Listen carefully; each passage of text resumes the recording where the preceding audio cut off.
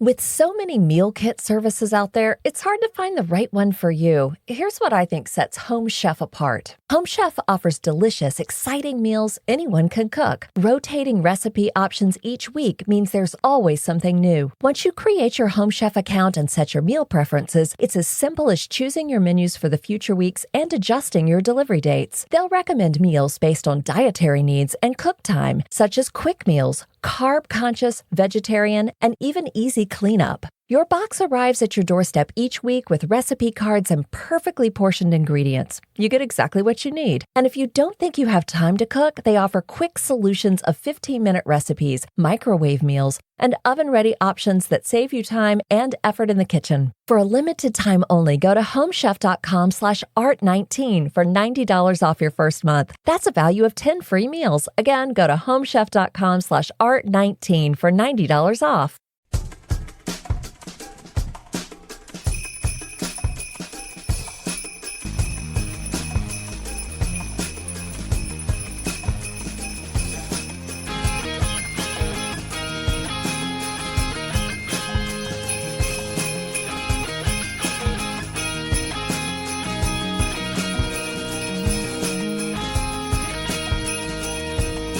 It's the 40-Year-Old Boy Podcast with your friend Mike.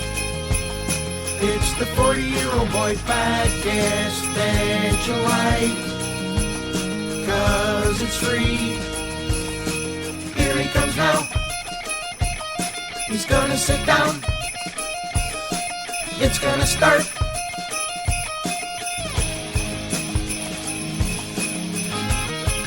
Hey, what's happening? Mike Schmidt, 40-Year-Old Boy Podcast. It's Christmas time, ladies and gentlemen. Who's out there? You, me, all of us together? Let's have a big Christmas party. What do you say? A big 40-Year-Old Boy Podcast Christmas party. We'll get together and we'll give out a white elephant gift. We'll drink spiked punch.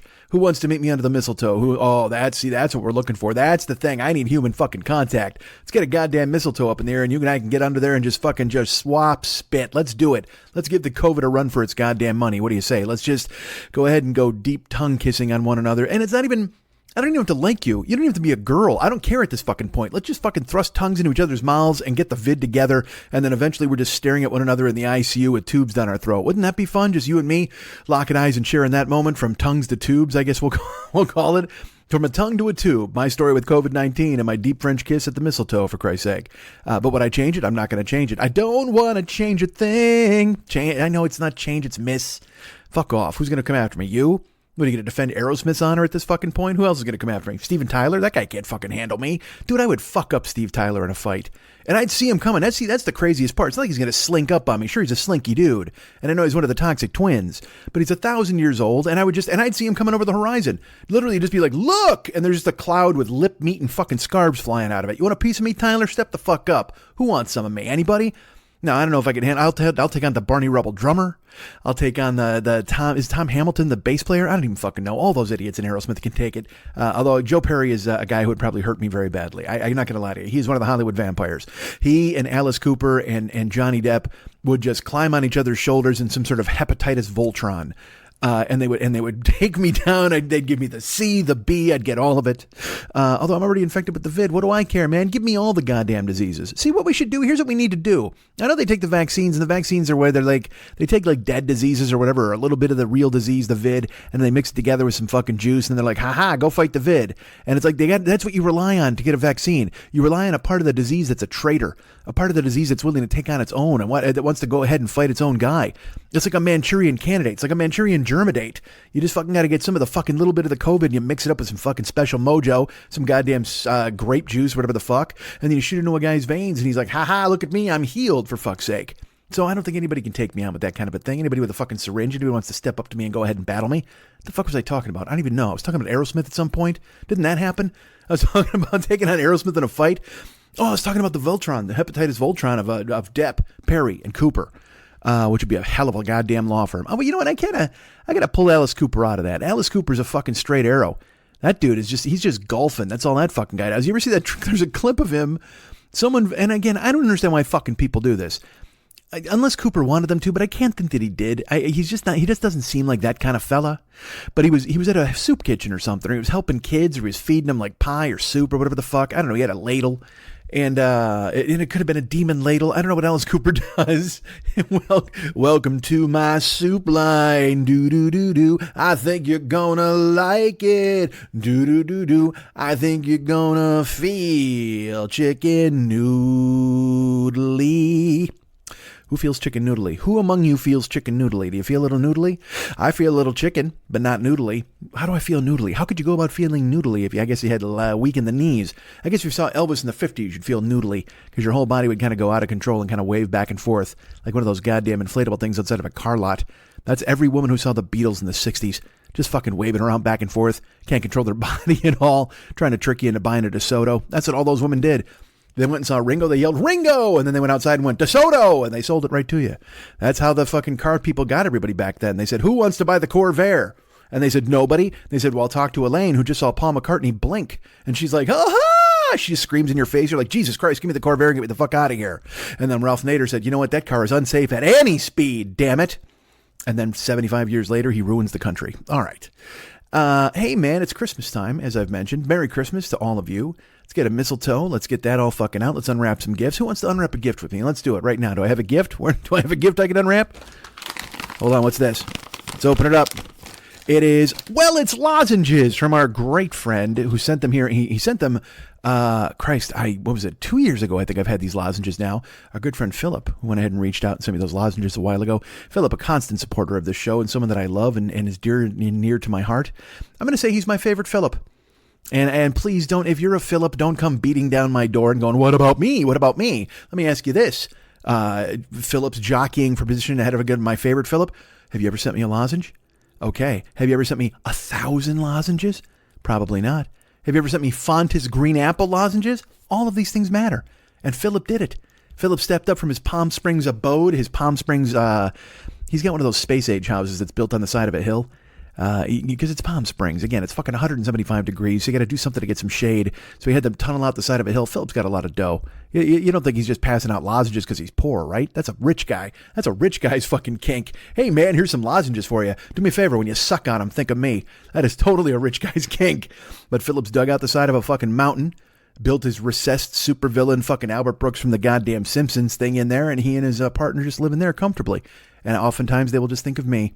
And I feel it. I feel it deep in my core. I feel it deep in my soul. I feel it deep in your soul. I'm not going to lie to you. That's right. I'm in tune with all of your souls. Once you've listened to the show, I'm imparted inside of you like the alien. I'm in your. Now, I promise I won't burst out of your stomach, but I just live inside you. I eat a little bit of the stuff you eat, and I just kind of live off whatever you drink. Sometimes you drink a little booze. It gets me a little tipsy. I'm not going to lie to you. But not me, per se. Just a little piece of me that's inside of you.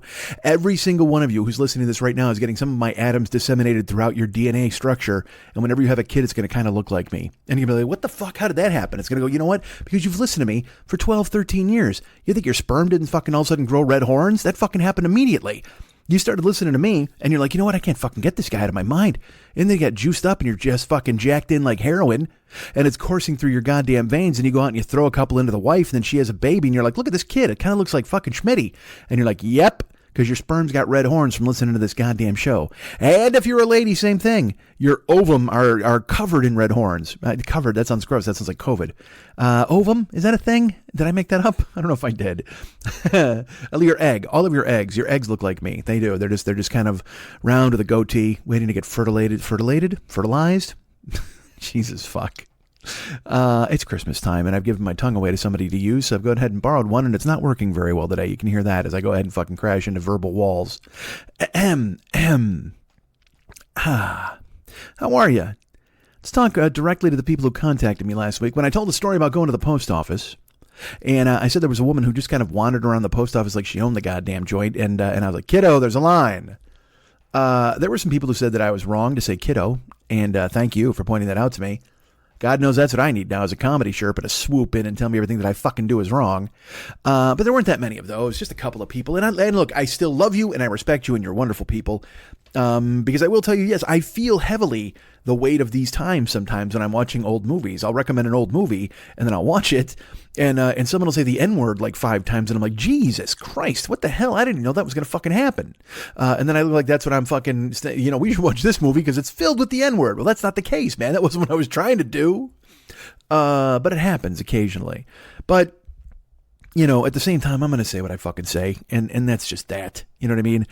I'm a good person. Well, what am I trying to fucking justify to you guys that I'm a good person? It's Christmas. I'm a good guy. I wouldn't put out a show on Christmas Eve if I wasn't a good guy. You think Jesus would let this shit happen? Fuck no. He'd come down to earth, run across my swimming pool, and fucking throw a karate kick right into my goddamn neck.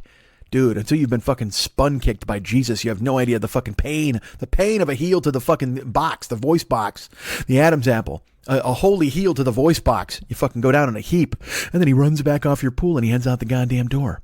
Past my statue of Michelangelo's David with pants on. My fucking people who own this goddamn building. What are you doing? Just show his cock. What are you thinking, for fuck's sake? I went to get the mail the other day and I turned around and again, there he is, David in the foliage, looking fucking God, looking prominent, looking really good.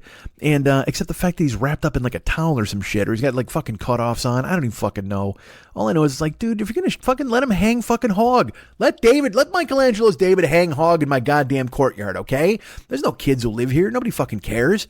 If anything, it'll class up the joint. Exposed cock always classes up an apartment complex. You want people to go ahead and people are going to come here and they're going to quote the rent. Be like, hey man, it's like $1,500 for a 1-bedroom. Then you go, that's a fuck ton of money. Then you go, really? Let's go check the mailboxes. And you walk past and they go, holy fuck, is that David's hog? And everybody's like, yes. And you're like, let's make it $1,800. Fine, I'm in. Can't even think about fucking not taking that money from you. That's right. The person themselves offered to bump their own rent up $300 just so they could walk by fucking David's hog every goddamn day. Look at fucking David's crank just swinging. That's a Michelangelo crank. Now look, if there's some fucking hobo out there with a fucking raincoat flashing dick, then you're like, nah, I can't live here. But it's Michelangelo's dick. Michelangelo made that dick, goddammit. Let everybody see it. Let them all feast their eyes on it as they check the mail every day. I'm going to get my sale papers out of the fucking mailbox. And I'm like, you know what? I don't want to check the mail today. And then I think to myself, you know what? Hold on. Fucking David's Yang is going to be out there, man. I got to get the fuck out there. David's Yang is fucking hanging. Hang Yang. Go see David Hang Yang. And I get to walk out there and see the fucking Michelangelo meat hammer. That's fucking right there. And it's a high level too. They got it perfectly. They get it in like the foliage, but it's in a planter that's about, I'd say about 18 inches tall. And so he's about 18 inches taller than me because he's normally not, he and I are like 6'2". I don't know if you know about that. Michelangelo's David and I are both 6'2". And he's in this planter and so his hog's at eye level. And it's just like, all right, there you go, man. There it is. Except again, as I've mentioned, you can't fucking see it in my building because it's all swathed up in a swaddling cloth. Don't hide Michelangelo's dick. That's what I'm going to tell you right now. If you're an art lover like me, as you all know that I am, that would be like, you know what that would be like? That would be like putting out an Andy Warhol soup can painting, but the soup can itself was open and the soup was dumped all over the fucking countertop. So I guess that's really not like an Andy Warhol painting because somebody went ahead and repainted the Andy Warhol soup can painting, but then they opened it and they spilled the soup everywhere. I guess that's really, it's kind of, that's like apples and grapefruits at that fucking point. That doesn't even fucking matter. Hold on, that doesn't even make a sense. It would be like if you took the Andy Warhol can of soup. Here we go. Better. If you took the Andy Warhol can of soup, the Campbell soup ad, but then you put a black bar over the Campbell's because you claimed you didn't want to go ahead and advertise any particular brand of soup. As if Andy Warhol was going to make a Progresso soup painting. Get the fuck out of here. Andy Warhol's a Campbell's man. We know this. You know it. I know it. Andy knows it. The Velvet Underground fucking knows it. Nico knows it. Everybody knows that was the guy who fucking loved Campbell's soup. The day that fucking Andy Warhol makes a chunky soup painting is the day I go and punch him right in his fucking white head. Fuck you, Q-tip. How dare you make a chunky painting? Nobody wants to see a chunky painting. Now, I'll tell you this. I would pay for a Chunky A painting if somebody decided, you know what, I'm going to paint Arsenio Hall's alter ego rapper, Chunky A from 1988. I would be all for it, and I would pay to commission that painting. Ma'am or sir, paint me a goddamn Chunky A. Who the fuck do you think you're? Who dares say no to that? Who out there would dare say no to a man coming in, pounding his fist and going, you know what, paint me a Chunky A immediately. And then you got to paint it. Do me a favor. Here's what we do. I'll tell you what, let's combine this whole fucking thing. Let's paint Chunky A holding a can of chunky soup and hanging fucking David Michelangelo meat hammer. Let's fucking do that. Let's get a goddamn Chunky A exposing a meat hammer and holding a can of chunky soup. Let's fucking ruin all the great artists of the fucking world. Why am I lumping Chunky A in with Michelangelo? Let me ask you this. If Michelangelo is possible, if there was ever a time after he died, they said there's one time you can come to life. They said, you know what, you're going to die, clearly. But there will be one time in your life. Now, first, you'll get to hear everything everybody ever says about you. So you can come to life. You can come to life to go to your first ever art opening. You can come to life to go to see some like PBS tribute to you. He would know what PBS was, but they would tell him that. If millions would have a fucking show about you and talk about you and just fucking, would he come alive for that? Or would he come alive to beat my ass for saying Michelangelo's meat hammer? What would it be? Do you think Michelangelo is a spiteful man? And also, didn't he jizz in his paints? Is that him or is that Picasso? Or is that Dali? Or Max? Could it be Max? One of those guys, one of these dudes jizzes in their paint. That's all I know. Max, Salvador Dali, fucking, what could be Warhol? No, Warhol had other people jizz in his paint. But Michelangelo or Picasso jizzed in their paint, right? Didn't they? Man, I just read some fucking cool ass thing about paint, about how they used to make paint in the old days. Like they would have to take roots and soak them in water and then hang dry them and then scrape them and then mix them with more water to make a deeper hue of green or whatever the fuck. Jesus Christ. I don't even like being an artist now with pens and shit. But back then when you had to make your own paint and you had to trick some rich widow into giving you money just so you could buy linen to paint on. Jesus fuck. Or you're like Toulouse-Lautrec. You're just like some fucking midget who's a goddamn coffee house and you're just sketching can girls. What a special hell that is for Toulouse-Lautrec. Now let me ask you this. Do you think he was a lech? Do you think he was the guy who was like, man, I want to fuck all these can girls, so I'm going to paint them and try to impress them? Or was the fact that he was only like fucking 3'6", was he like, you know what, fuck this, they have legs, and that's amazing, I got to go ahead and sketch these goddamn legs. One time at SCTV, they did a crazy, you know, the movie of the week about Toulouse-Lautrec. And I remember, I have long legs, Toulouse. I know it's Toulouse-Lautrec, right? Toulouse? I don't know, in the video they called him Toulouse, but I'm calling him Toulouse. Because what the fuck do I know about art? I'm just talking about Michelangelo's meat hammer. Literally, I just want to stare at David's balls. I don't know anything about art. I talked to Max like 2 years ago, and I was like, you know what? Because I found some artists that I really liked, and some paintings that I thought were really interesting. Like, there was some Jackson Pollock stuff, but the stuff that I liked was like this hardcore, like, here, let me see if I can find the name. Armand Kiefer, was that the dude's name? I think it was Armand Kiefer. I'm going to go, hold on. I'm going to go and here's what I'm going to do. I'm going to pull it up for you because why not? What else would I do with my life if I didn't go ahead and pull this up? I think it was Armand Kiefer was the name of the dude. Hold on. Anselm Kiefer. And then there was a Women of Abstract Expressionism, and there was a painting by Elaine de Kooning called Bullfight, which was fucking gorgeous.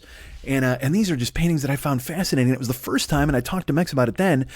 We talked a little bit about it, and I said, hey man, this is, it's weird seeing art that makes me feel something, that makes me think that this is really fucking, because look, you can see stuff that's beautiful. I mean, Chris, I can go to Pornhub and see shit that's beautiful, but to see like this Bullfight painting by Elaine de Kooning and this kind of brutal fucking work of Anselm Kiefer and people like that, I was like, God damn, this is fucking amazing. And so it was New Abstract Impressionism.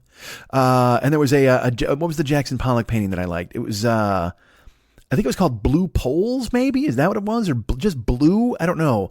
That was fucking awesome. I had that as my screensaver for like fucking 6 months. It's just fucking gorgeous, man. I would love to get it. I actually looked into getting a print of it. Like I was like, all right, what if I could frame a print and put it up? Back when I thought that was a good thing. I think I talked about this before when I talked about I was going to fucking decorate my apartment. I said it didn't want to just be fucking beer signs and shit. I need some Michelangelo meat hammer in here, baby. I need some fucking Elaine de Kooning. I need some fucking Jackson Pollock. I need somebody else who came in their paint. Who comes in their paint? There you go. That's all I want to do. I want to buy prints by somebody who came in their paint. Who's out there? Who runs off a batch in their goddamn fucking heather blue, or their robin's egg blue, or their puce, or their chartreuse, or there's something else that rhymes with oos. Who ooses in their chartreuse? Christ. Merry Christmas. Let's talk more about guys shooting their wad into a fucking color can. Which actually, I'll tell you what. You can find that on Pornhub too. A guy shooting his wad into a color can. All right. People contacted me last week. I don't know if I mentioned this yet, because they wanted to go ahead and reach out and say to me, you know what, Mike? I also had weird experiences at the post office, and you're very nice. Thank you for telling me about them. There are people who wanted to murder people at the post office. Our great friend Ellen, my good friend Ellen, was like, she had a fucking MAGA chick with no mask. I mean, dude, what the fuck is wrong with people? And the thing is, I think all of us have that now. All of us had that experience. You go somewhere and someone's a shitheel. Someone won't do this or does do that, or who yells. And again, look, I don't want to get too much into this, but I just saw another clip. All right, I saw 2 clips I'll talk to you about. One of them is crazy awesome. And one of them is another one where I was just like, I'm glad I wasn't there. Like, because I know exactly what I would do if I was there, all right? It was in a grocery store or a fucking Walmart or I don't know. It was in a fucking public place. Everybody's got a goddamn mask on, everybody. And there's some, 44-year-old white dude who decides he doesn't need to wear a mask. So they tell him to wear a fucking mask. and he lays down on the floor of the grocery store. And he puts his hands behind his head. You know what he looks like? If you ever watched MMA when a guy gets knocked down and he kind of gets into this, he's ready for you to jump into his guard so he can fight. So they'll put their hands behind their head and they'll try to kick you in the legs or hit you with a teep kick to the fucking knee. But he's just a dude laying on the floor. Now look, I got to be honest. These clips drive me crazy, so I didn't turn the sound up. I didn't want to hear what the fucking guy said. I was just like, get the fuck out of here, man. What? But he's laying on the floor. People are walking by him shopping, people with masks, and then there's a security guard. And this woman, it looked like a woman. Again, I didn't have the sound up, but you can see she's just trying to reason with the guy. And she's probably just going, what the, because literally you got to look at a guy like that and just go, what the fuck are you doing? What are you trying to prove? What are you hoping to accomplish by laying on the floor of a fucking grocery store? I got news for you. If you brought your kid to the grocery store and he laid down in like the fucking noodle aisle because he was bored of shopping, you'd fucking grab him by the wrist and lift him up and go, what the fuck are you doing, man? You can't lay here. You can't go to sleep. And because kids do that. They want to do that. I did it when I was a kid. I didn't because my mom would beat the fuck out of me. But I never, you would just be so bored in a fucking store and you didn't know what the fuck to do. You'd find anywhere to go sit down. We'd sit by the books. We'd actually sit on the floor by the magazines in the store. My mom would shop and then she'd fucking come get us. We'd be like, we'll be at the books. We'd always call them books too. That's my favorite part. It's fucking magazines. But this ass fuck is lying on the fucking ground. And I don't even know what he's, again, like I said, and in my head, it's that thing where, I'm like, I'm glad I don't ever run into this. And also, Jesus fucking Christ, do I wish I could run into this. Because I know exactly what I would do to that guy. I knew it in my brain. I'm like, I know exactly what I would do. He's laying on the floor. He doesn't have a mask on. And he's moaning and groaning and whatever the fuck. And I would literally walk over to him. And I wouldn't telegraph it. Okay. But I would just have milk. Like a quart of milk. And I would walk over to him and I would dump it in his fucking face. I would just pour it. I would just fucking turn it upside down and dump it in his face and all over his fucking shirt. And he would jump up and then what? He's going to want to fight me because I assaulted him with milk, I guess. I don't know. But that would be fine with me because then I'd be like, all right, man, let's fucking dance. You want to lay on the goddamn ground and fucking assault everybody with your goddamn open mouth as you bitch and moan about not wearing a mask? You know what? If you would have worn a mask, you wouldn't have goddamn milk choking you right now in your goddamn throat, would you? Would you? Would you? And I can only hope you're lactose intolerant or something on you swells up right fucking now because you're allergic to goddamn fucking cow juice. Because I'll tell you what, laying on the fucking floor, you're not proving any goddamn point. Either that or, because again, what I really want to do, as you all know, is I just want to stomp on his fucking chest. You just want to walk over and just do a fucking, hey man, you're going to lay there? All right, you know what? I'm going to come off the top fucking rope. Either with a people's fucking elbow or I'm going to do a fucking a King Kong Bundy splash and get the 5 count. You're getting fucked up, dude. I don't understand what the point is to lay on the goddamn ground. Or I would just run into him with my cart. Oh, I didn't see you there. I'm sorry. You blend in with the floor. There's shit all over the floor just like you, fucking shitheel. What the fuck is wrong with you, you idiot? Get up. Wearing your best cleaning the gutters clothes to the fucking store and yelling at everybody because you don't want to fucking cooperate. Get the fuck out of here. Or it'd be like, it'd be like a movie where you just grab him by the hair and drag him out the fucking door. You know what I mean? And look, we can't, I get it. And I don't even want to because I'm like, whatever the fuck. But I'm not the world's nanny. I can't be that fucking guy. But if a dude is going to fucking lay on the ground with no mask and start yelling at people, it's like, you're asking for dumb shit to happen to you. You're just asking to get your fucking ribs crushed by a fat guy who pretends to fall on you. Oh, sorry about that, dude. Oh, Christ, I didn't even see you there. I totally tripped. Yeah, and I just spilled all that fucking milk in your face too. God, that's weird. And did I pick you up for a power bomb and drop you on your head and shoulders right here on the goddamn floor? I did. I didn't mean to. I thought you were trash, and I was just taking out the fucking trash. Jesus fucking Christ, people. We all live on this goddamn planet. Don't get power bombed by me in a grocery store. Don't do dumb shit. You won't get power bombed by me in a grocery store. I don't get it. But then I saw a clip that saved my fucking life. I saw a clip. I was like, you know what? All is right with humanity now. I saw it on Twitter. I retweeted it, actually, because I just, folks, it's a glorious, well, let's put it this way. It's 1 minute and 46 seconds long. Or 1 minute and 39 seconds, but at the 46 second mark is when all the action happens. But you got to watch the first 46 seconds because you'll see why what happens. It's a convenience store. And it's, again, some mouthy fucking dude, no mask. And he's using the N-word over and over. But he thinks he's doing it the right way, like he's saying it like a rap guy would. There's no hard R, so I think he thinks he's going to get away with it. And the counter person is an African-American person, a black person. And then there's two other customers there. And then there's a customer behind him who is, I believe, also a black person. And but he's got a mask on and he's just standing there. And this guy starts yelling and he's like, N-word, N-word, N-word, N-word, N-word, N-word, N-word. And the dude behind him is like, man, you gotta stop saying that. And he's like, where do you live? Where are you from? He's all drunk and he's talking a bunch of shit. And the guy is buying, the black dude in line is buying a tall boy. And he's just, he's got it there and he starts kind of, he doesn't really argue. He just makes his presence felt. And then the dude without the mask keeps going again. Oh, you N-word, come through, N-word, whatever, N-word, blah, blah, blah. Just bad. It's just not good. And finally the dude just says, call me that again. And he grabs the tall boy and he's got it in his hand. And the dude goes, oh, what? And he turns around and he goes, oh, you're going to smash me with that? And the dude kind of nods and he goes, okay, well then I want you, and he slams his stuff down. He goes, I want you to hit me with that. And he says the N-word. And here's where the guy loses style points. He flips it in his hand. He shouldn't have even tried that, but he drops it on the ground. And then the dude tries to kick it. He goes to grab it. He picks it up. The guy saying N-word goes to kick it. And then the guy with the tall boy absolutely fucking obliterates this dude who wouldn't stop yapping. And he blasts him right in the fucking face with this tall boy that fucking explodes upon impact on this dude's fucking face, jaw, mouth, forehead, whatever the fuck you want to say. And it makes the most satisfying noise you're ever going to hear. I mean, because this dude won't shut up. He's like, blah, blah, blah, blah. And then you just hear this. It sounds like he smacked him with a fish that then exploded full of Pop Rocks. It's like if you somehow put Mentos in a Coke and then shot it in a guy's face. I mean, it's that explosive. It's just what a great fucking sound you have to hear it. It's so good.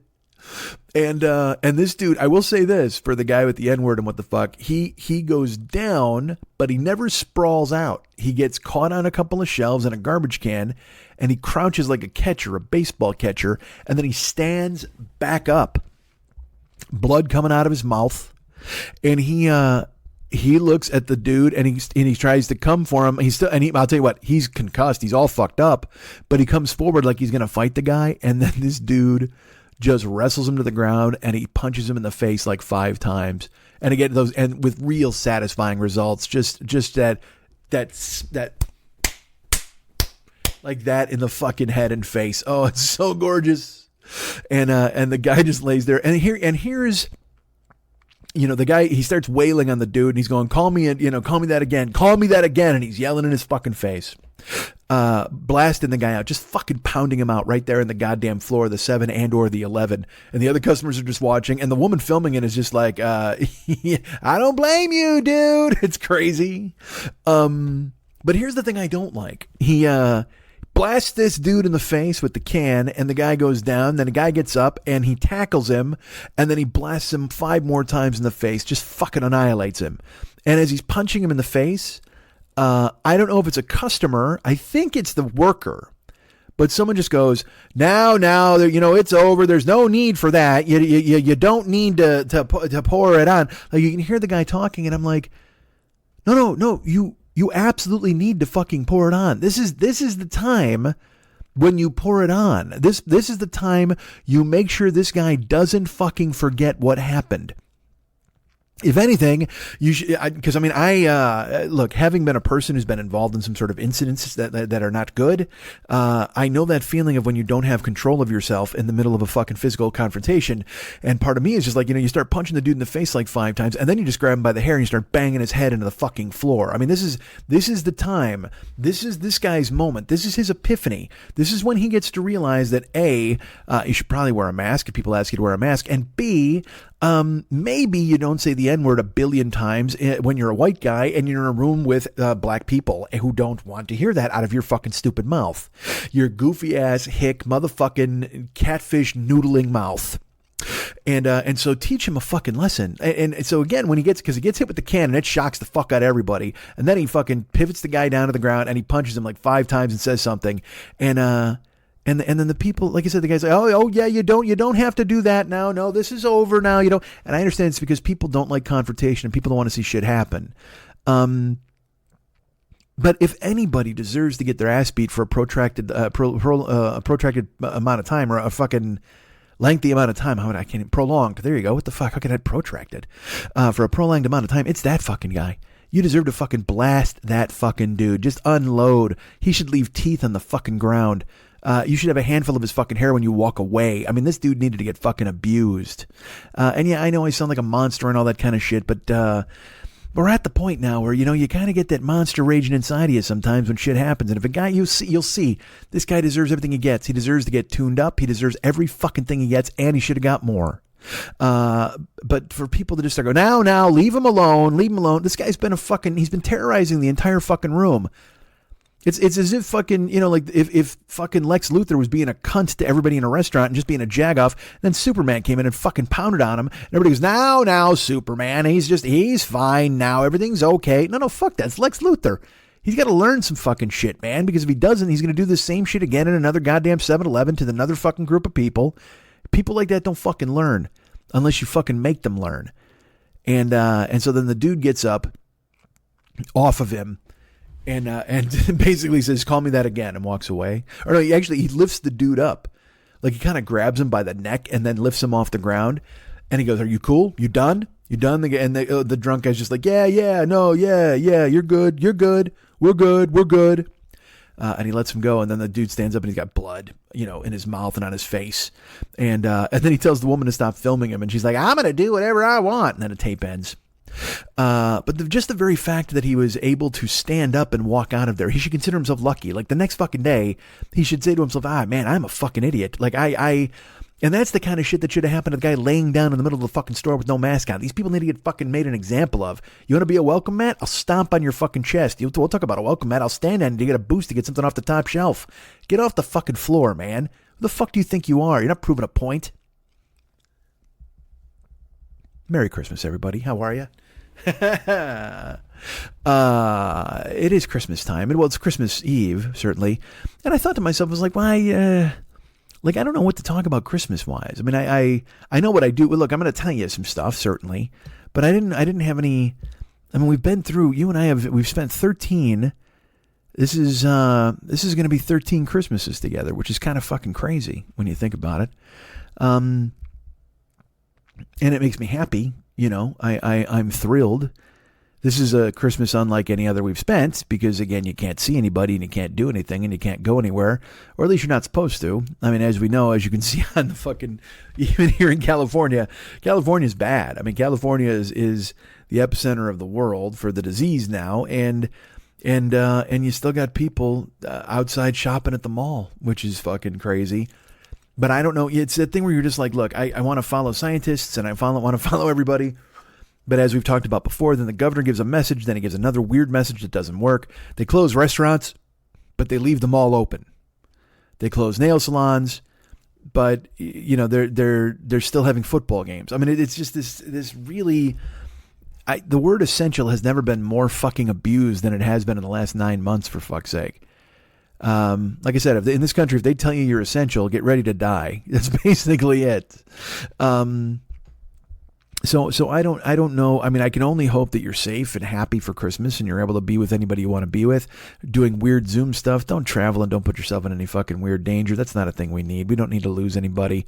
And I know, like I said, I know people have had COVID. I know people whose kids have had COVID. And they it's no fucking joke. They wind up, they're laid up for 3 fucking days. They can't move. They can't breathe. And it's just a terrible thing. Nobody wants to get it. But at the same time, everybody's like so ready to get this over with and get the fucking vaccine and get everything going and get our fucking lives all over again. And, it just, I don't know what to say. I just want you to all be safe. Just be as safe as you possibly can, man. Like I said, people wrote me last week to tell me stuff about their stuff at the post office and everything.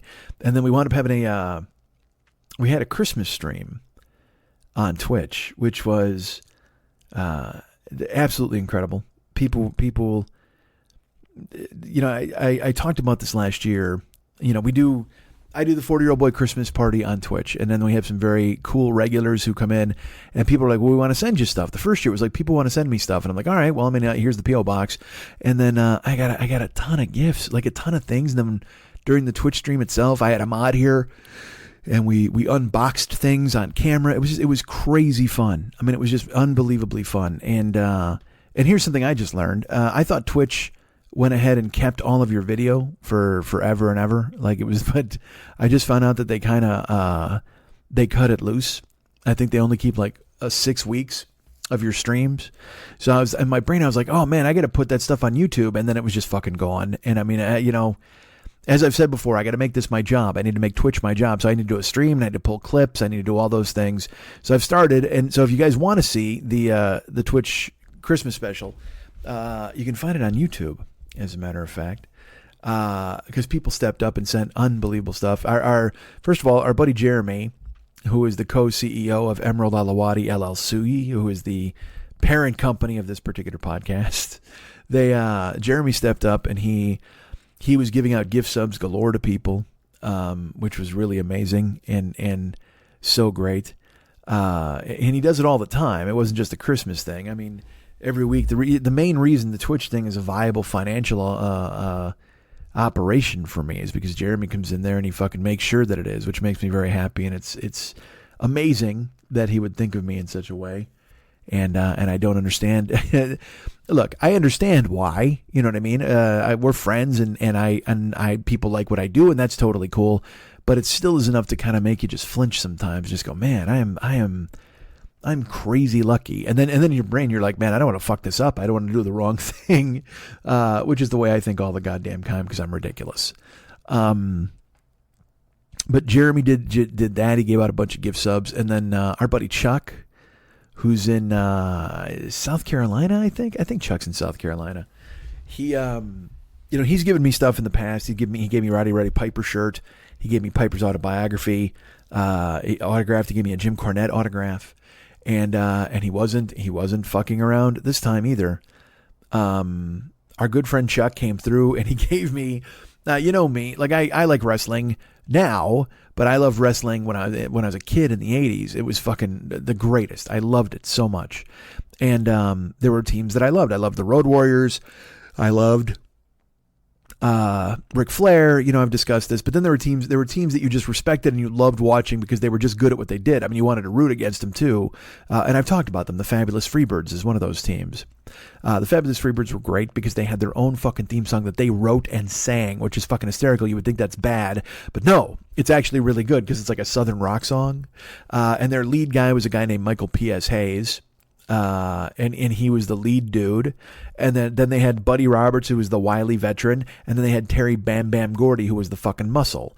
Michael Hayes and Terry Gordy, I believe, started wrestling when they were fucking 18 years old. And to this day, well, Terry Gordy's dead now, but Michael Hayes he works for the WWE as a road agent. His whole life has been wrestling. And, but they were the Fabulous Freebirds. And I've talked before about Ric Flair coming to the ring with like an amazing robe. Like he would have all these fucking incredible robes and you'd be like, Jesus, that's just incredible.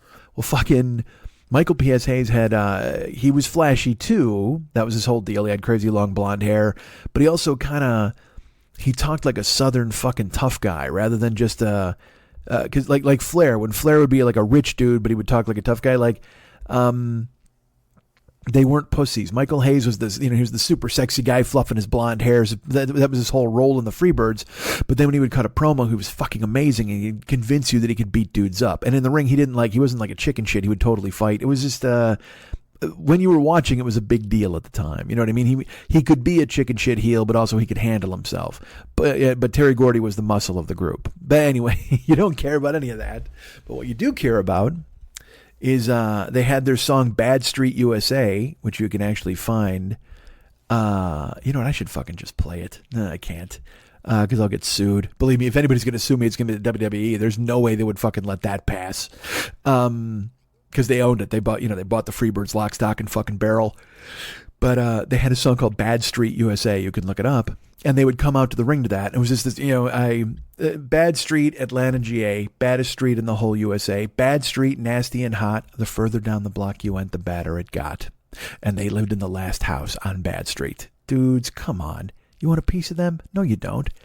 You might want to say, oh, I can beat up Grandpa Buddy Roberts. Sure, maybe you can. But you can't handle Bam Bam. You can't handle P.S. Hayes. That can't fucking happen. And Michael Hayes would come to the ring sometimes, and they would feud with the Von Erichs. That was the thing, is they were a tag team, too. That was another great thing about them. They operated as a tag team all the time. And this is what they would do. They would cheat because they would win the belts, and they would have it, quote unquote, written into their contracts that any two of them could defend the belts anytime they wanted to. So if you thought you were facing Buddy, you didn't know if you were facing Buddy Roberts and Terry Gordy, or if you were facing Michael Hayes and Buddy Roberts, or if you were facing Gordy and Hayes, you had no idea what combination of the Freebirds you'd be fighting that day. And it was always played up as this huge advantage that they somehow negotiated into their contracts. But I will tell you this, as a fan, if Buddy Roberts wound up in the match, you were cheated, because you wanted to see Michael Hayes and Terry Gordy. That's who you wanted to fucking see. Buddy Roberts was just kind of there. He was there as the veteran, like, mouthpiece scrapper idiot. But the other two dudes were just fucking golden. And P.S. Hayes would come to the ring. They actually came to the AWA, and they feuded with the Road Warriors for a while, which was fucking awesome, because, the Road Warriors were... they were heels, but then in Chicago, they were always fucking, everybody loved them, even though they worked like heels, and they fucking murdered everybody. And the Freebirds wouldn't back down to them. It was great. They would wind up having these fantastic matches where they would fight. And one time, I talked about this out at a card I was at in Comiskey Park, where I saw Ric Flair fight Magnum TA. The Road Warriors took on the Fabulous Freebirds, and the Road Warriors always wore face paint, and the Freebirds they came out wearing Confederate flag face paint. And look, we all know the Confederate flag. It's a shitbag fucking thing now. We get it. But as I've said on this show many times, the Confederate flag is infinitely more beautiful than the regular American flag. It is just, that stars and bars. I know what it symbolizes. Not a fan. Burn it the fuck down. They lost the war. I get it. But just purely aesthetically, the Confederate flag destroys the American flag for looking cool. It just does. So you understand why it caught on as fucking symbolism.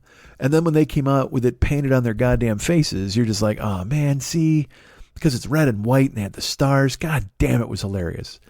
But also Michael Hayes had a Confederate flag robe that was sequined. So he would come to the ring, it would be around his neck or whatever, like a cape or like a robe. And then he would spread his arms out. When he would spread his arms out, it would hang from his sleeves to the fucking mat. And it was a gigantic Confederate flag. A tailor-made fucking robe that was sequins, and it was a Confederate flag that he would hold out and he would fucking spin around in the ring. And it looked fucking amazing. It looked so good. Even though you hated them and you wanted to boo them and you weren't rooting for them, it's still, you had to admit, aesthetically, it was just a great fucking look. And they were badasses. They were like these tough fucking Southern idiots from Atlanta. And even when and sometimes they could be good guys, sometimes they would be bad guys. That was another thing, like the Road Warriors. They were kind of tweeners, which was fun. Because you could root for them when they were bad guys, and then when they were good guys, they weren't like pussy good guys. That's the thing I hated the most in wrestling, was the pussy good guys. Let's get some water, shall we? Well, Chuck knew all this about me. He knew that I loved tag teams. You know what I mean? That's the thing. Anybody who worked like in concert. So the Road Warriors are my favorites. I loved Arn and Tully. The British Bulldogs were amazing. The Steiner brothers were fucking cool as hell. The fucking Eliminators and the Pitbulls and ECW. But I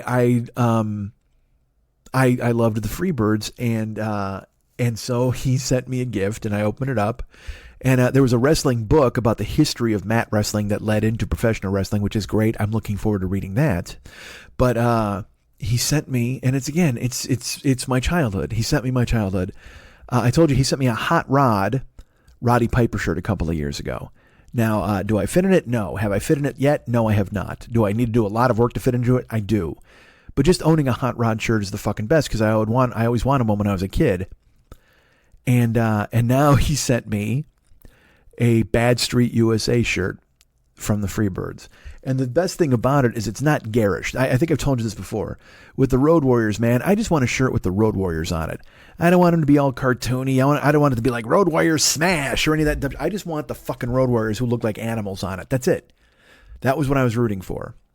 And this Bad Street USA shirt, there's no Confederate flag on it. It's not red and blue and white. It's just a black fucking shirt.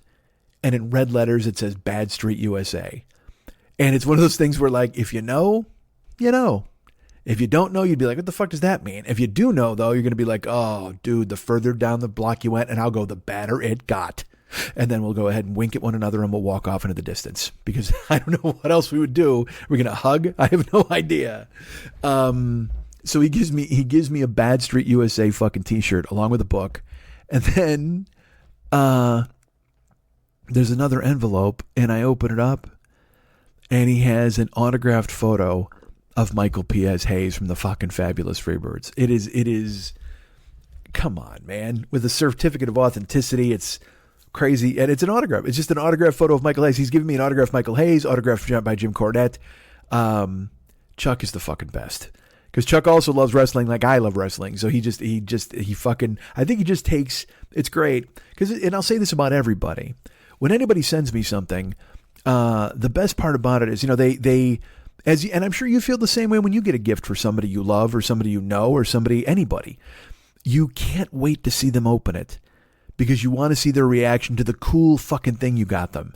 And that is the greatest experience, to watch somebody just fucking mark out completely over something you got them. It's the best. And nobody sends me a clunker. That's another thing. And I'm unbelievably lucky to have everybody in my corner and doing stuff like this because everybody wants to, and I hate to say it like this, everyone wants to make me go, wow. Everybody wants to send me something with an amazing reaction. Everybody wants to see me do a backflip or whatever the fuck and just go, wow, this is the fucking coolest. And I can't thank everybody enough for doing that every year. It's like when Jill and Sal sent me a fucking 40-year-old boy Little Schmitty Funko that she made. I mean, it's incredible. Just stuff like that where people go ahead and do that personal touch, or they know something that I love and they can't wait to see me open it. So Chuck, I know him. He couldn't wait. Half the battle, half the fun, even 3/4 of the fun is finding the thing that's going to make the person go, Jesus Christ, what the hell, man? And everybody does it every year, which is crazy to me. It makes me so incredibly happy that people think enough of me to include me in their lives, particularly at Christmas time, and want to hang out with me. Because, I mean, dude, I'll tell you this.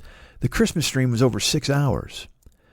5 hours was a lot of talking in the beginning, and then we wound up opening gifts. There were taste tests and nonsense. Wound up playing some games for the final hour, but just it was me opening gifts and constantly shaking my head at how unbelievably lucky I have to have such thoughtful people who care enough about me that they want to include me in their Christmas. It's the fucking greatest.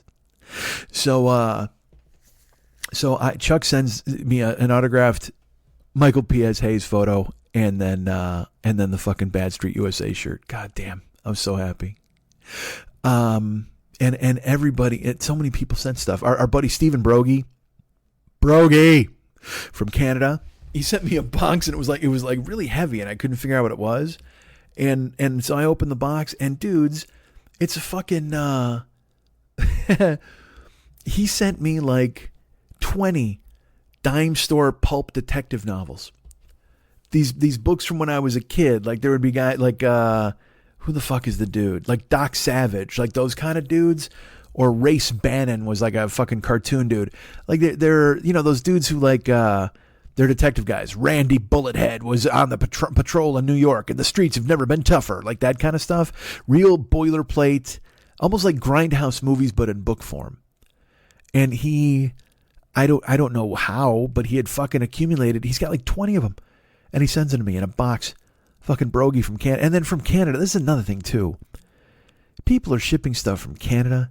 They're shipping stuff from all over the country. They're shipping stuff sometimes on short notice for 2 days and paying extra just to make sure it gets here by the time the stream happens.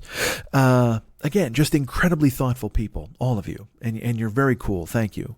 So Brogy sends me this pile of pulp novels. And that thing where you're overwhelmed because I'm like, if you send me a book, it's like awesome. But if you send me 20 books, I'm like, Jesus Christ, this is the fucking greatest. Like because now, you didn't even send me a book at that point. You know what you sent me? You sent me a hobby. You literally sent me an interest. Because I mean, if I start reading these detective novels and I'm like, these are fucking great. I got 20 of them. It's going to be fucking awesome.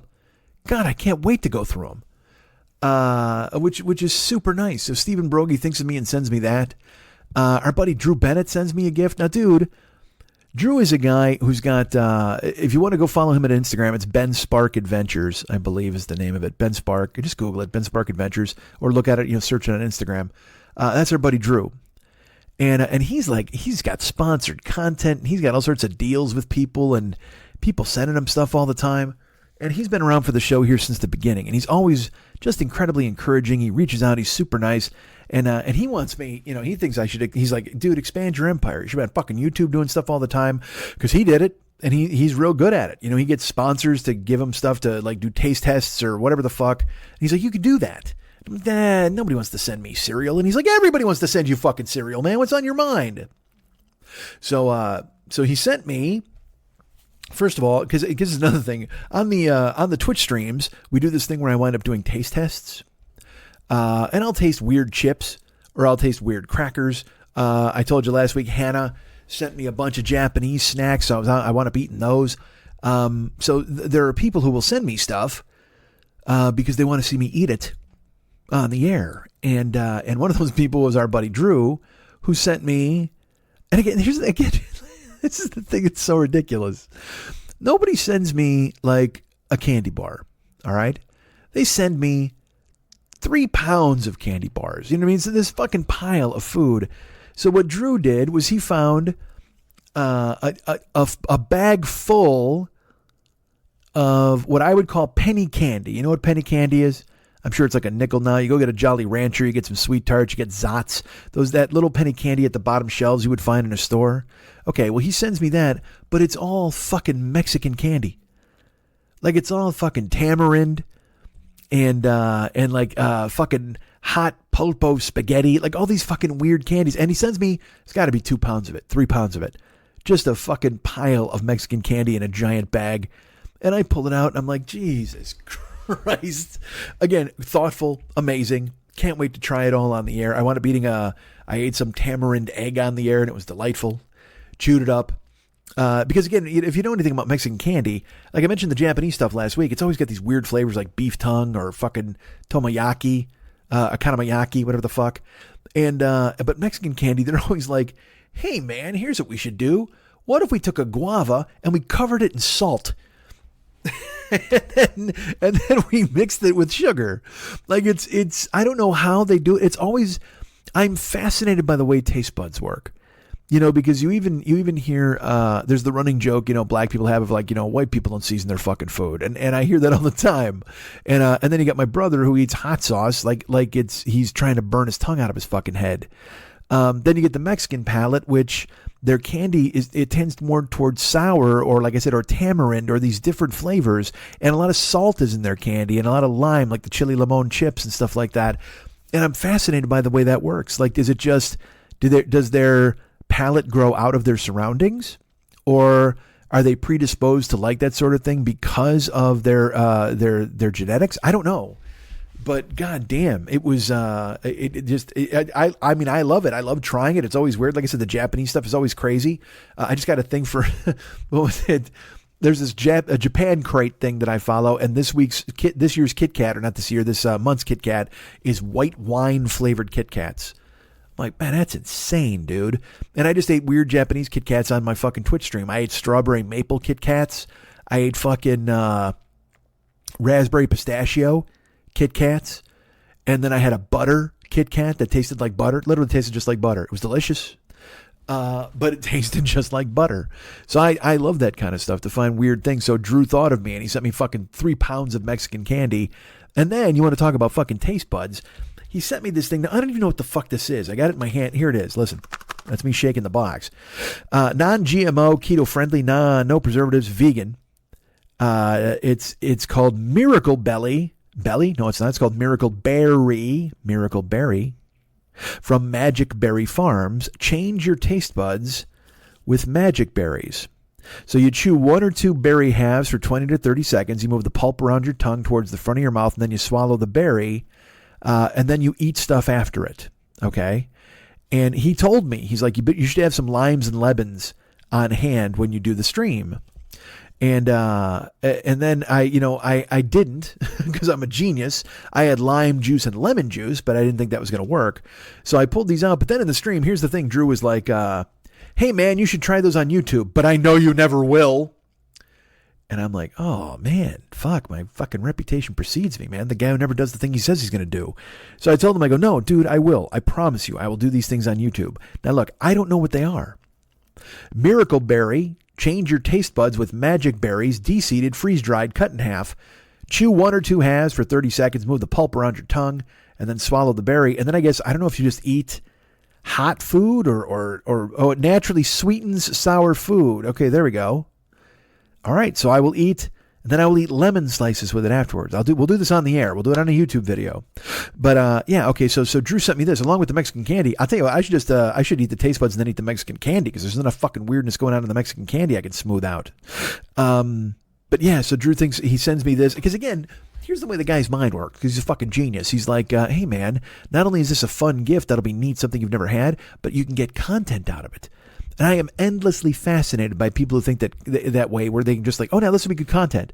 Dude, you could totally make this into content because, I just do content. I make content happen when I play games or I just talk and whatever the fuck when I'm streaming stuff. But that doesn't mean I know anything about, I'm not planning anything. That's the bad thing, man.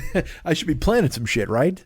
But luckily, I have somebody like Drew to reach out and go, dude, you should do this fucking miracle thing on YouTube.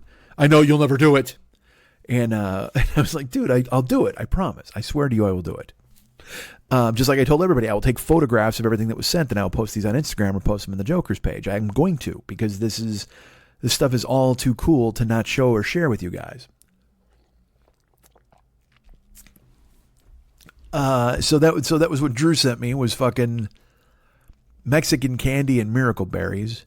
My friend Ellen in Colorado, who I told you had she had the run-in at the post office. She sent me a box from some market in Colorado.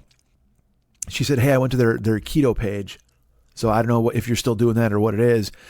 But I opened this box and dude, again, same thing. The box weighs like fucking 15 pounds. And it's like dehydrated Brussels sprouts with soy flavor and asparagus chunks and a tapenade. And I mean, all this really fancy kind of gourmet stuff. There's like organic beef jerky and these fava crisps. I mean, just all this stuff that just looks amazing. Stuff that looks really, really good. And Ellen went, because I mean, and it took, do you know how much fucking thought it took? Like I said, nobody just went, just send him a bunch of crap. Like she filled up a fucking box, and 15 pounds might seem high. It might have been like 5 pounds, but still it's a ton of food. There's got to be like 35 different envelopes of chow in there. And it's from a place called Thrive Market, which looks like a fancy organic kind of Whole Foods joint. So I get that stuff to try on fucking camera now. Just that kind of crazy ass food. Just again, like I said, just the fact that somebody would think of me like that is so cool. And also another thing to fucking eat. Get this. John Jensen, fan of the show, reaches out to me on Twitter and he's like, hey man, I want to send you something. So I give him the address and, dudes, again, nobody just goes, hey man, here's like a Fig Newton. Everybody's like, get this. John Jensen's box is like crazy squared. It's really heavy. And I open it up and he sends a note and he's like, hey man, I don't know if you remember these, but I'm sure if anybody does, you do. So enjoy them in good health. And it's a fucking box. Like you ever go to the grocery store or you go to 7-Eleven and you're like, I want a Reese's cup. And then they've got a box of Reese's cups and the top's torn off and there's like a bunch of Reese's cups in there, stacked up. Yeah, he sent me the box. There's no loose candy in a John Jensen package. He sent me a package of a candy bar that is discontinued from when I was a kid, but it's discontinued now. However, there is this renaissance with companies that are remaking old candy bars from like the 70s and 80s because the nostalgia factor kicks in and people want to find these things and eat them because they remember them. It's like the people who make old cereal, like King Vitamin or like Kaboom. Like there are certain markets that still make those goddamn things. I think you can even find Freakies and Moonstones somewhere. Well, and that's how this is with this fucking candy. He sends me a box that has 24 candy bars in it, 24 bar none candy bars. If you don't remember bar none, it's how do I describe it? It's a you know what it is? It's a Kit Kat with peanuts.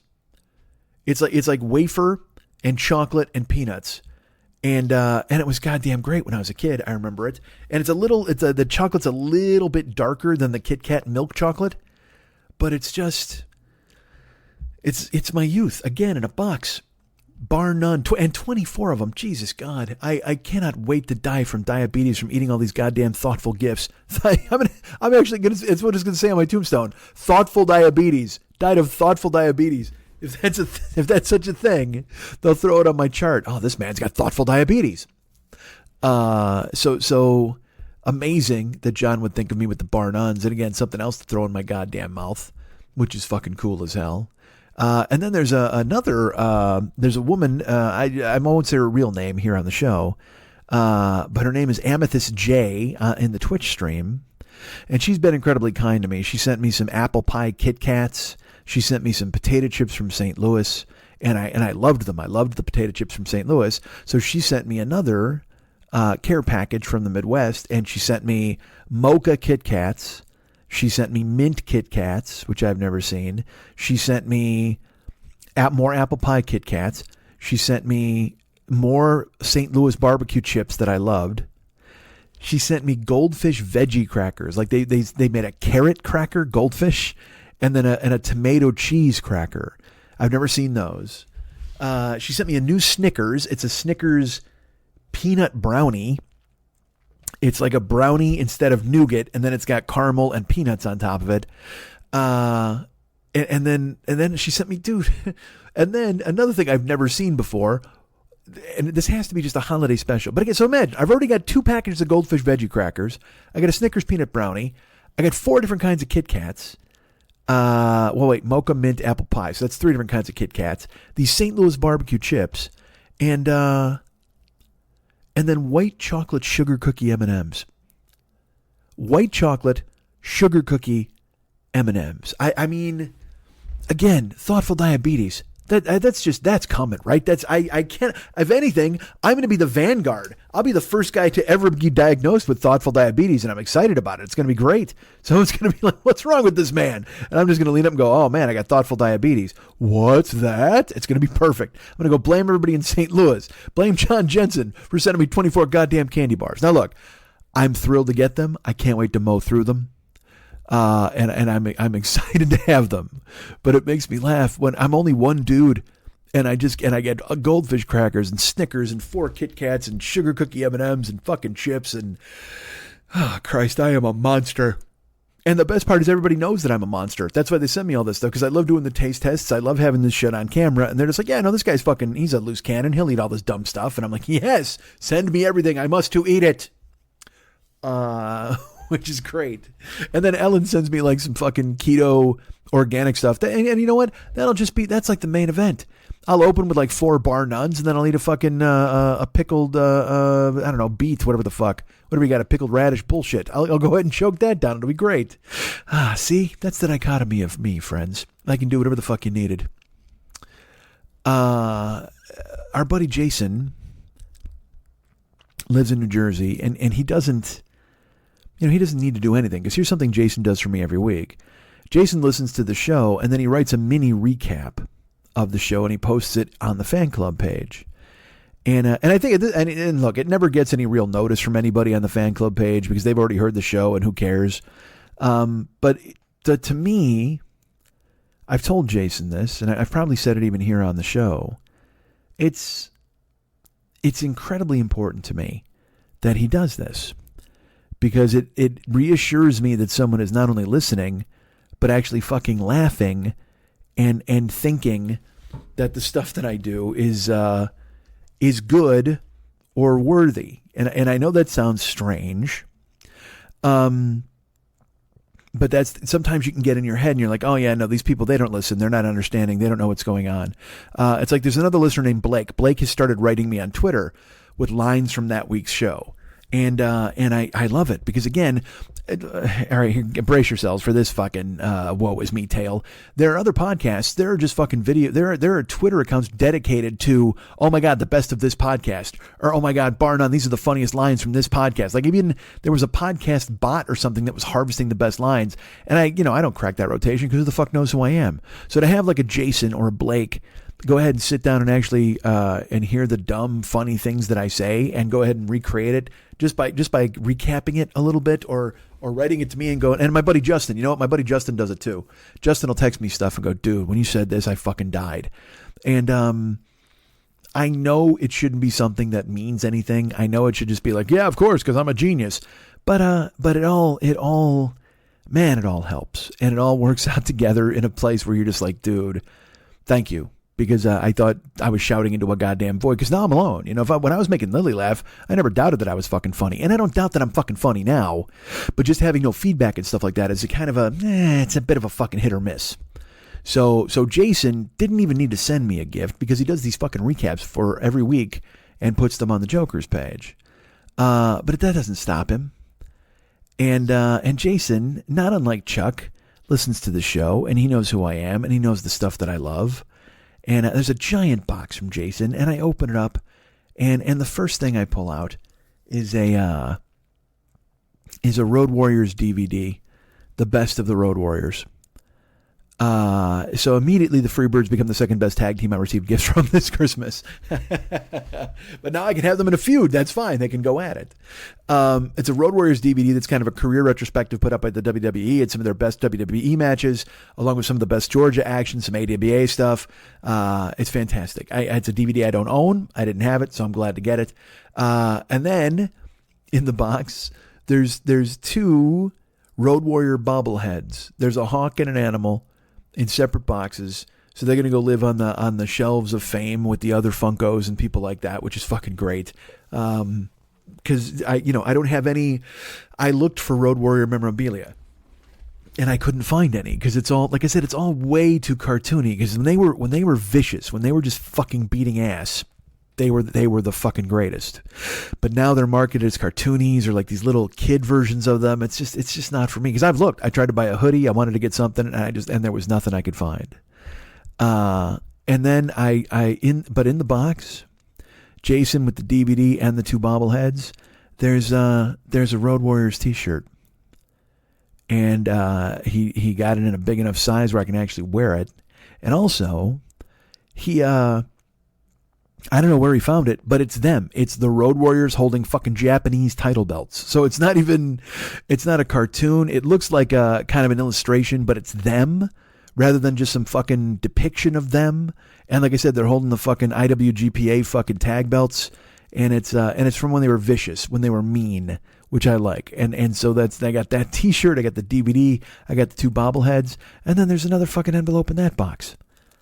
And I pull that out, and it's a matted framed, it's not framed, but it's a matted photo of Animal and Hawk, and it's signed by Animal with a certificate of authenticity. And it's just the fucking best, you know. And it's funny because I did receive Animal's autobiography signed as well last year, I believe, for Christmas. So it's just again, thoughtful people who listen and know what to get me, and it's also that thing where they get things that they know I will like, but also you put your own spin on it. You do your own thing. Like I said, John Jensen with the Bar Nuns. I mean, that's something I never would have thought of. But of course, I'm a candy guy, and also it's from my youth and shit like that. It's just the thinking behind it, the impetus that you want to get something cool and you can't wait to see it get opened is fucking cool as hell. It's just the best.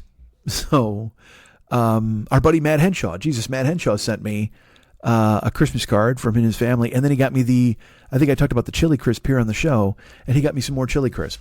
There's two different kinds. There's that Holy Sheely I talked about, which I like, and then there's the Logan Ma, or I think she's called Bitter Grandma or whatever, spicy Chili Crisp.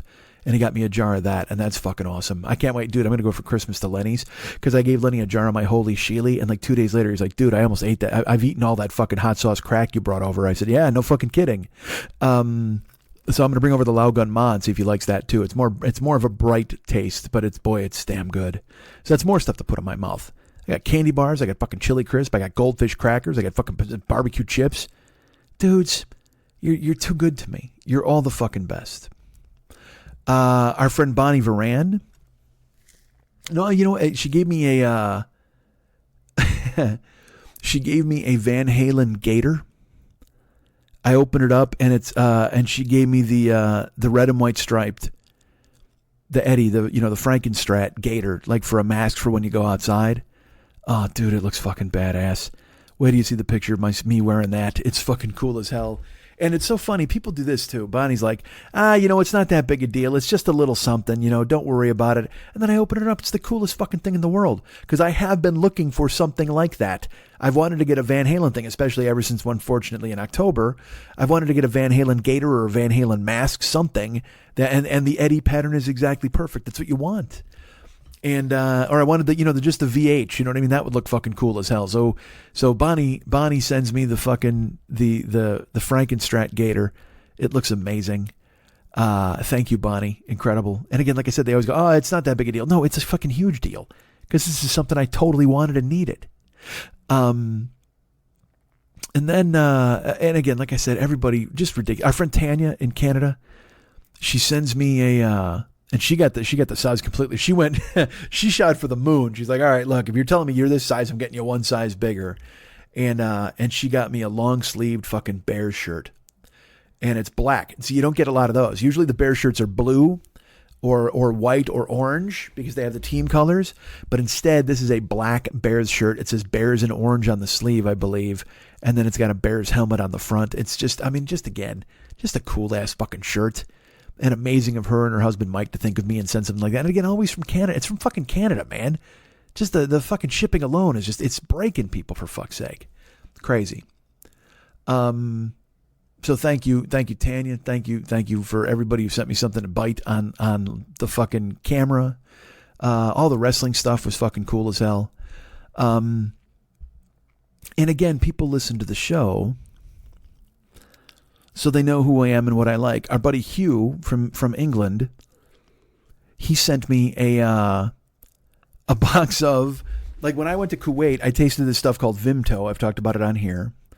And it just tastes like you're going down on an angel. I mean, it's fucking amazing. And sure enough, he sent me last year a whole box of Vimto stuff, and then this year another box of Vimto stuff. Vimto candy, Vimto cotton candy, Vimto drink, Vimto cream-filled flying saucers and fizzy fucking lifting drinks and all sorts of Vimto stuff from fucking England.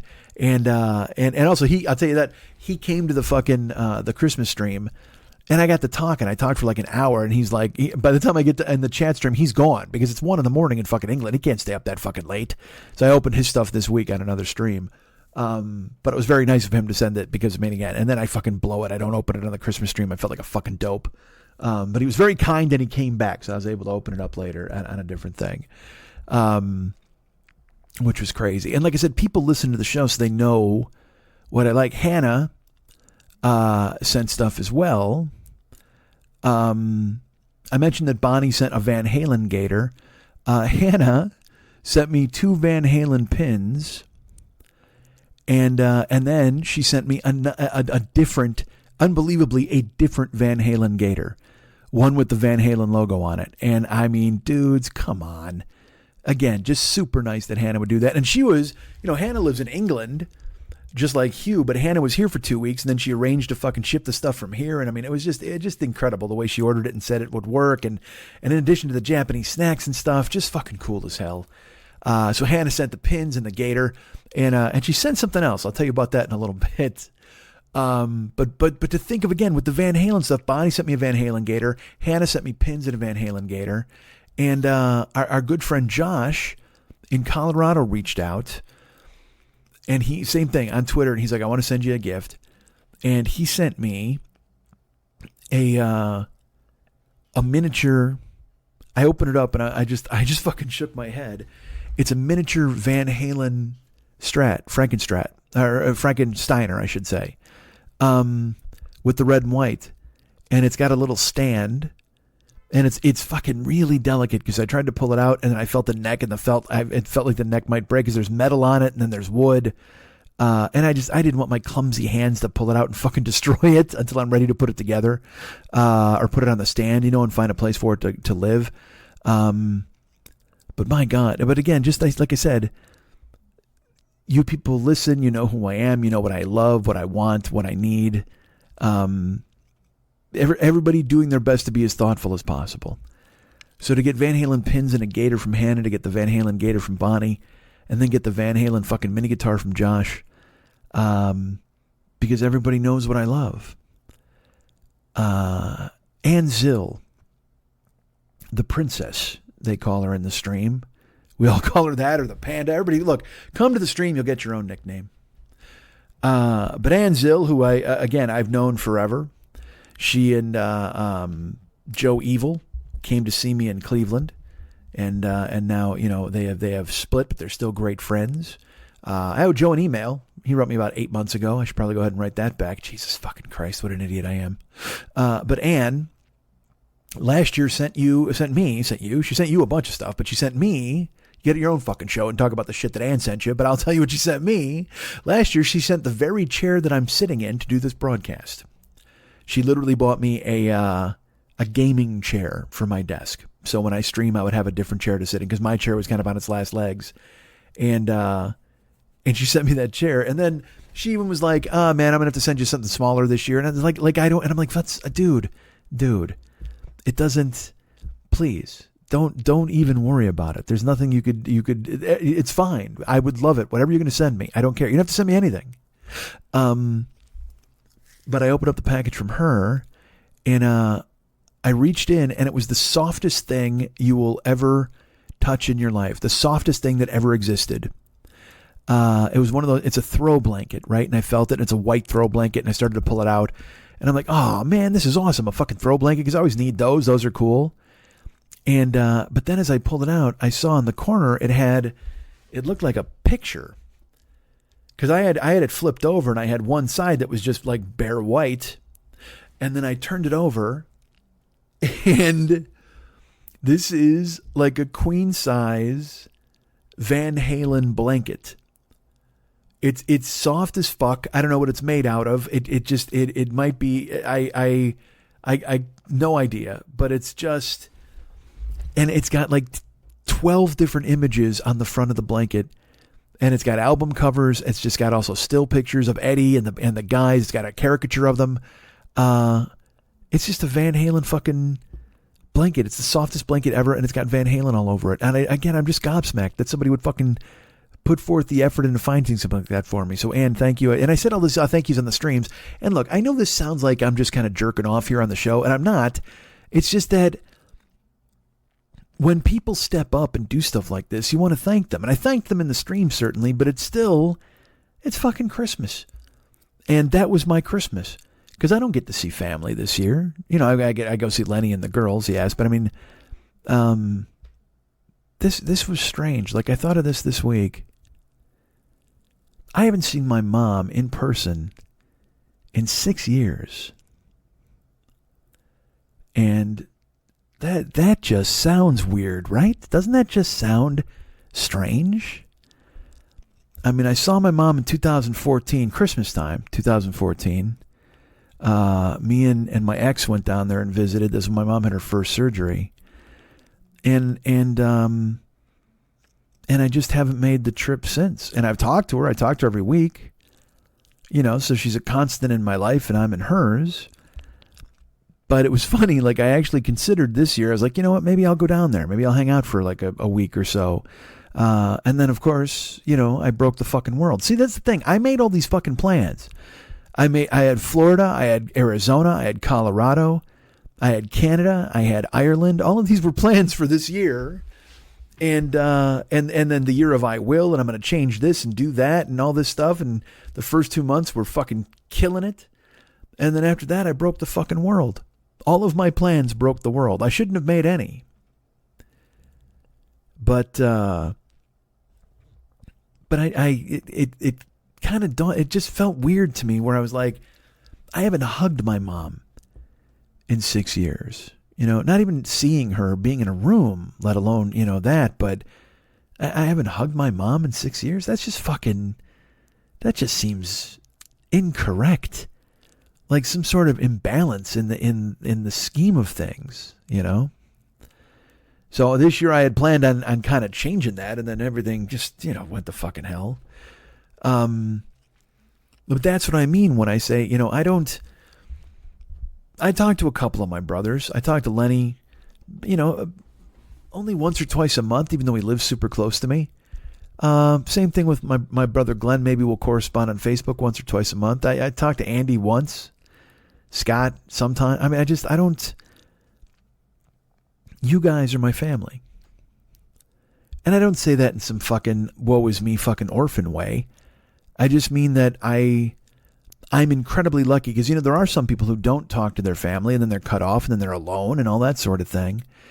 But I have great friends. You know, I have Max, I got Dennis, Jimmy O, I got the UN of Evil guys, you know, and then I've got Pat and Siegel and Chip and Dwyer and these guys who are my close friends out here.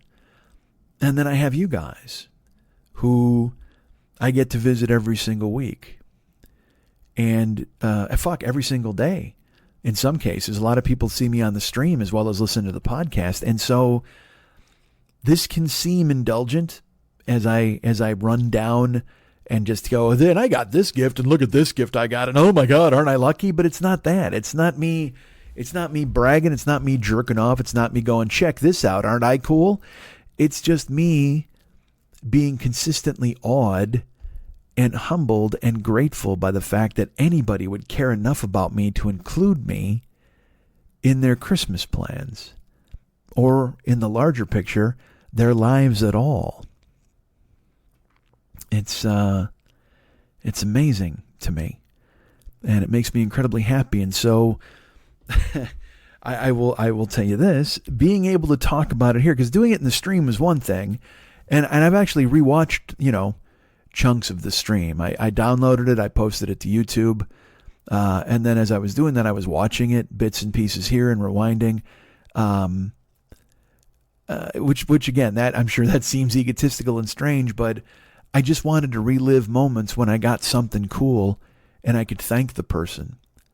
I just wanted to relive moments when I opened something and I was constantly surprised by the generosity and thought people put into the gifts that they sent to me, a man who in some cases they've never met and might know only virtually. I'm incredibly lucky to have that experience. And so now when I bring it to you here, I get to relive it again. And certainly the people who gave the gifts, I'm sure they don't mind me talking about it. I'm hoping that those that didn't attend the stream might be interested in going to check out the stream. And if you didn't send anything, I hope you'll give me a week where, you know, like when Thanksgiving week, when I thanked people and named them. Well, this is a Christmas week where people thought of me and made me part of their family. You know, I've talked about the fact that you're the inner circle. I'm your internet chum. Ding. You know that. Everybody knows that I'm the guy. Everybody wants me for themselves. I'm being tugged and torn in all different directions. But man, there's plenty of me to go around for each and every one of you. And whether you could attend the stream or you didn't attend the stream or you sent something or you didn't, or the fact that you're listening now, that's more than enough. Like I said, Jason didn't need to send me anything. He's super kind to me by doing these recaps. And Blake doesn't need to do these fucking lines that he sends me every week. That's amazing. And none of you have to include me in your life. None of you have to have me in your ears. None of you have to listen to me or give me a chance, and you could move on because there's so much more out there. There are so many more podcasts and radio shows and music. There's never been more choices in the world than there are now. And that you would choose me, whether it's through the Twitch stream or through listening to the podcast or sending me something, I feel that much more special every time I know you've included me. Especially in the face of all of the other fucking choices you have out there. So, thank you. But that's one of the reasons why I'm running this down, because my gratitude cannot be contained by one stream. I have to bring it into the podcast because I have to say thank you again. Because and also, not only that, I want to go, hey man, look at this fucking cool stuff I got. Look at this cool fucking thing. Isn't this fucking amazing? Look at this cool motherfucker. It's the best.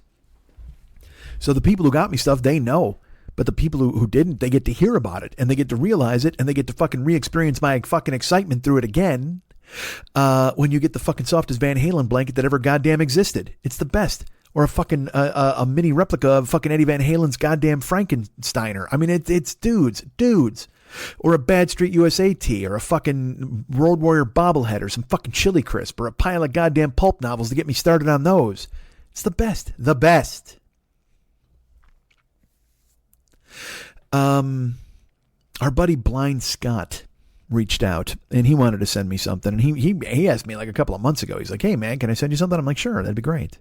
And he's Blind Scott. I don't know what it's going to be. It might be like something in Braille.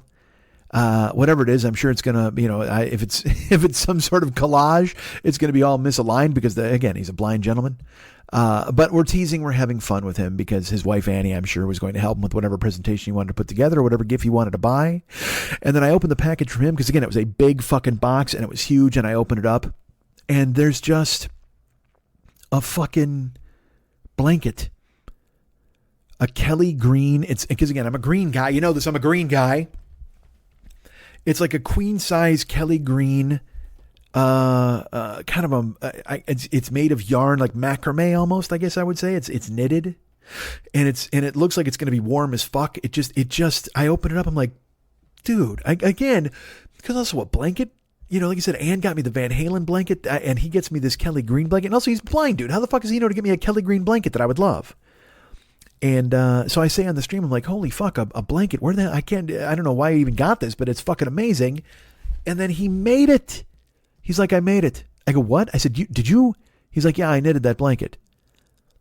Dudes, he fucking handmade me this blanket. Which, again, amazing.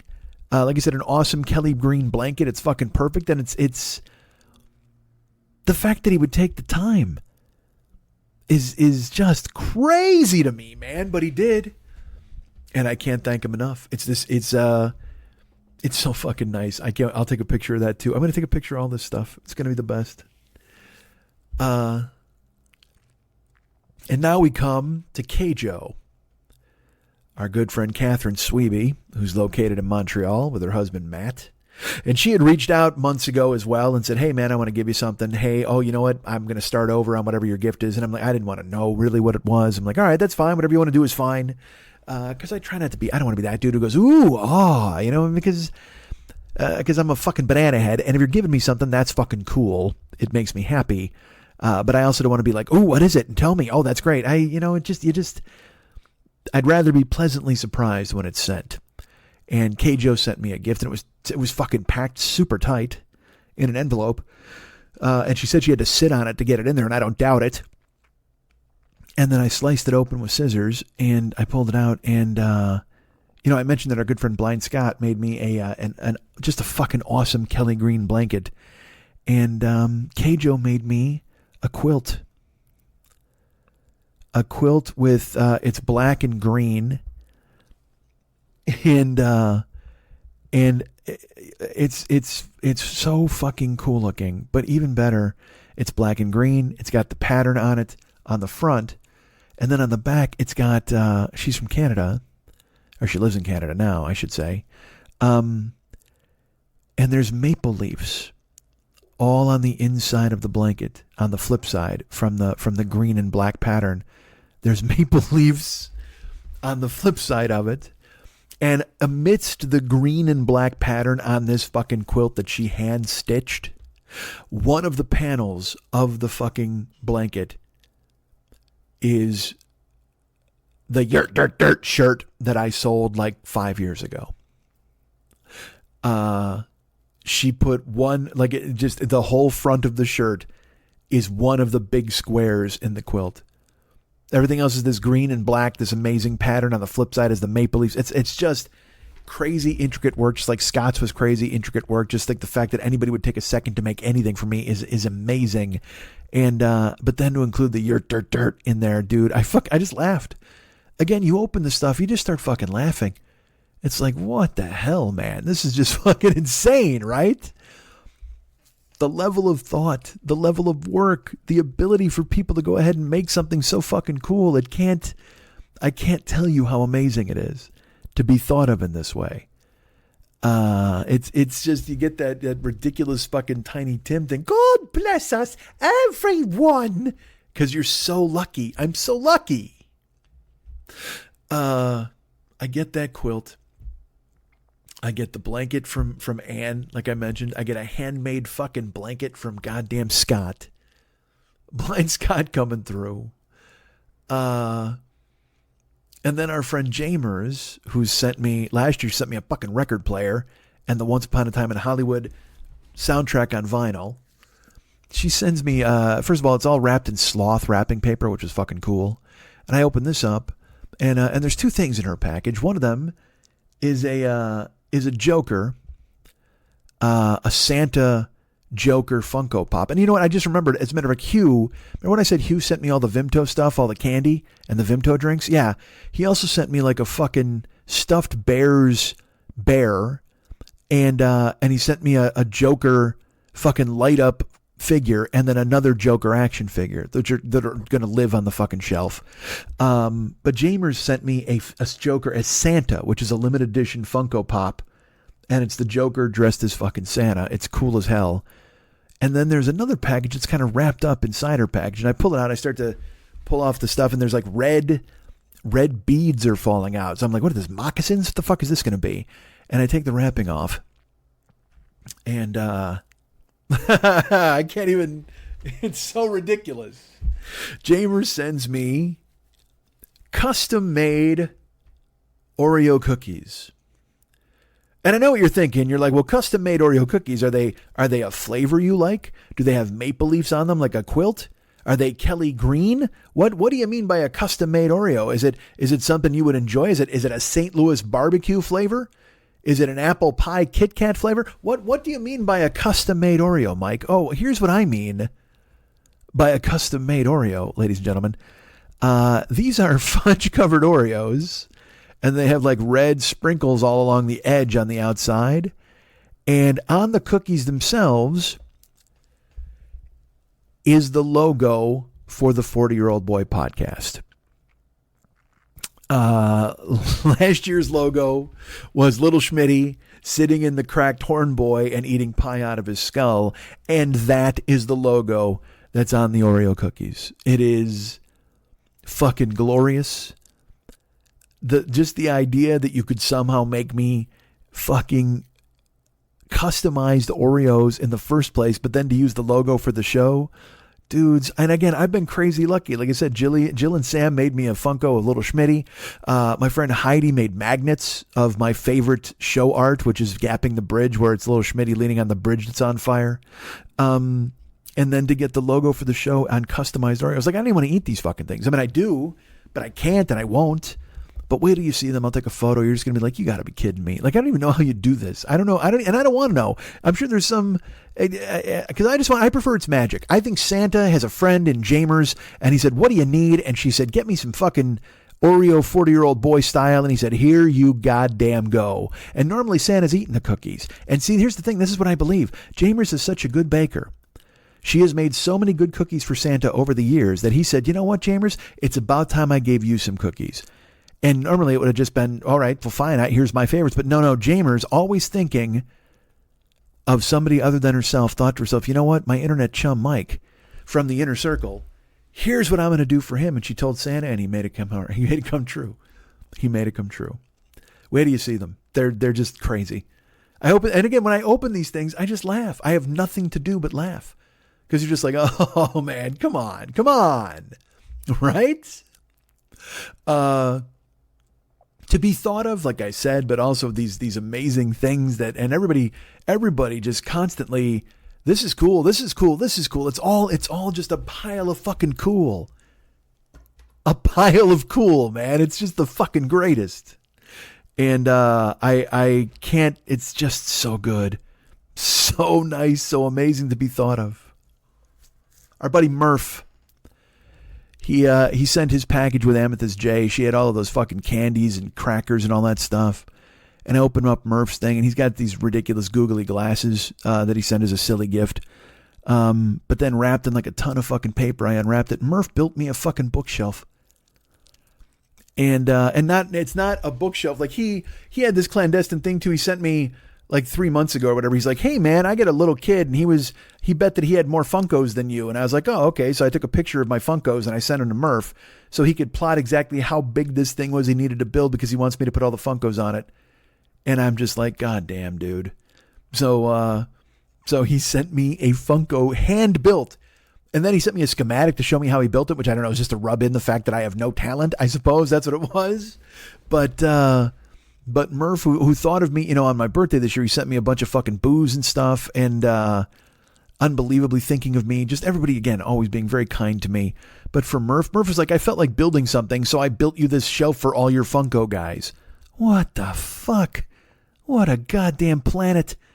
What a fucking world that I have these kind of people who would do something amazing and nice for me like that. Jesus.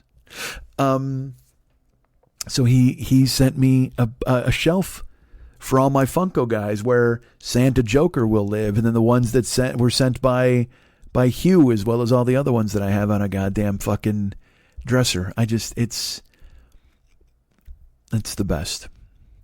Hugh and Murph and fucking Amethyst J and Scott and Ann and fucking Josh and Jason and Matt and John, fucking Steven, Tanya, Drew, Ellen, K-Joe, Jamers, Bonnie, Chuck, Jeremy.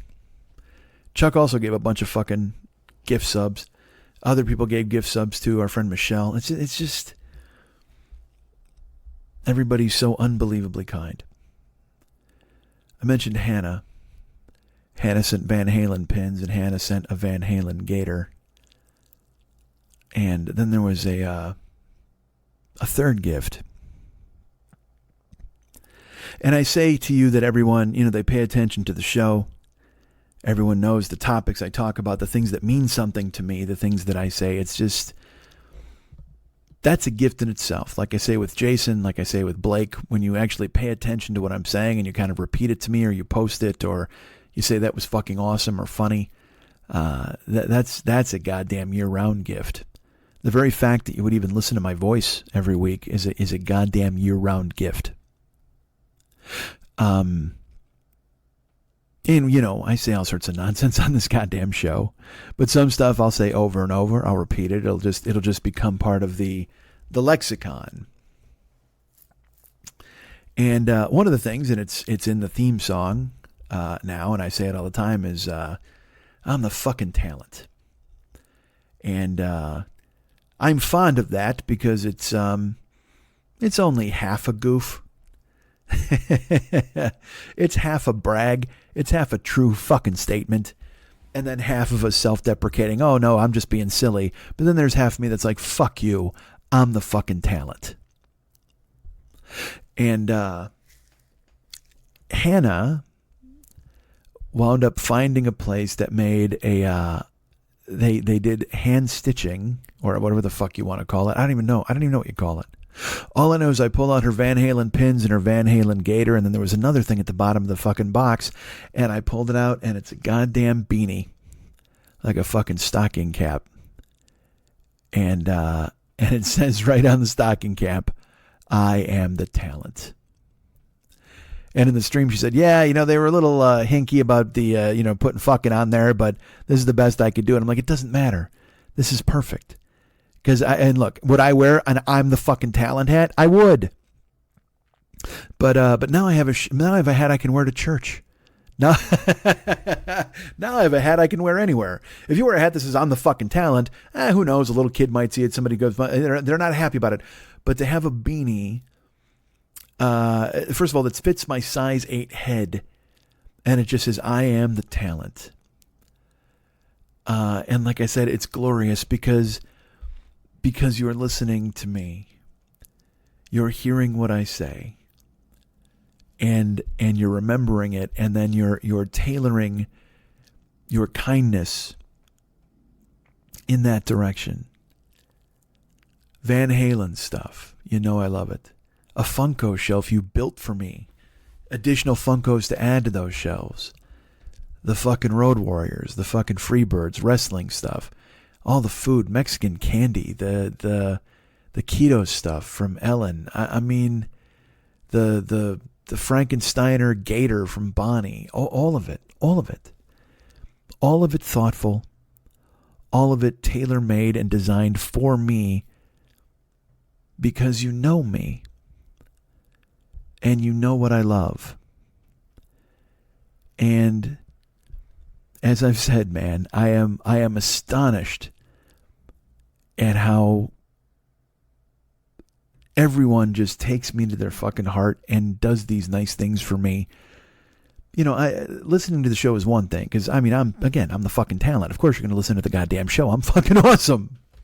But to be my friend, to have me as a part of your life and include me in a way that's not just, you know, because, look, entertainment's disposable. As I've mentioned before, there's so much stuff out there. There's TV, there's fucking Netflix. You can snap your fucking fingers and press a button and you're watching something you loved from the time when you were a kid, or you're watching something brand new. It's all out there. So many choices are constantly orbiting. They're in the ether, they're in the air. All you got to do is grab them. You download them and there they are.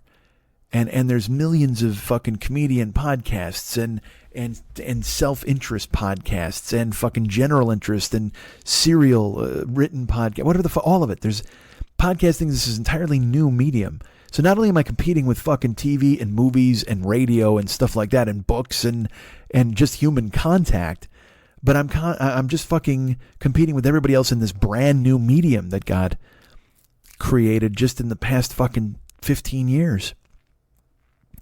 And I've been here from the beginning, and so have you, and you fucking stayed. That's just the greatest. That you've kept me as a part of your life this long. And I'm sure you're like, oh my God, enough. And I don't, and fuck that if you think that, because I don't take this for granted. You know, I said these sorts of things on the stream. You know, you'll hear people who say that they appreciate their listeners, or they're just so happy, or, oh my God, if it wasn't for my fans, I'd be nothing, all that kind of stuff. And as you know, I've talked about it before. You're friends. We're friends. I'm your internet chum. I'm your fucking friend. I'm your pal. I've slept in some of your houses. I've eaten with you guys. I've seen you. I've met you. I've traveled to be with you. And these are the happiest and best moments of my life. Hannah gives me this hat. I am the talent. And I mean, Jesus Christ, it's just, you're listening. You hear me. You know. We're fucking family. There's a listener, Ashley. Ashley, you know, she reached out to me like fucking 5 years ago. She's been listening to me since she was like 15. Now she's 28 or 27. And she got married last year. And I think I talked about it on the show. She wrote me and she was going to have a daughter, and she sent me like a picture of the sonogram or something, and she said, "Here you go. This is baby Bomb Pop." And I said, "What?" And she goes, "Yeah, we're calling her Bomb Pop." I mean, I don't think that's her real name, and I don't want to say the baby's real name on the air here, but she goes, "Yeah." She goes, "My whole family understands why too. Like I had to tell them why I call her Bomb Pop." And just 10 days ago, Ashley had her baby. She had her daughter. Sent me photos. And you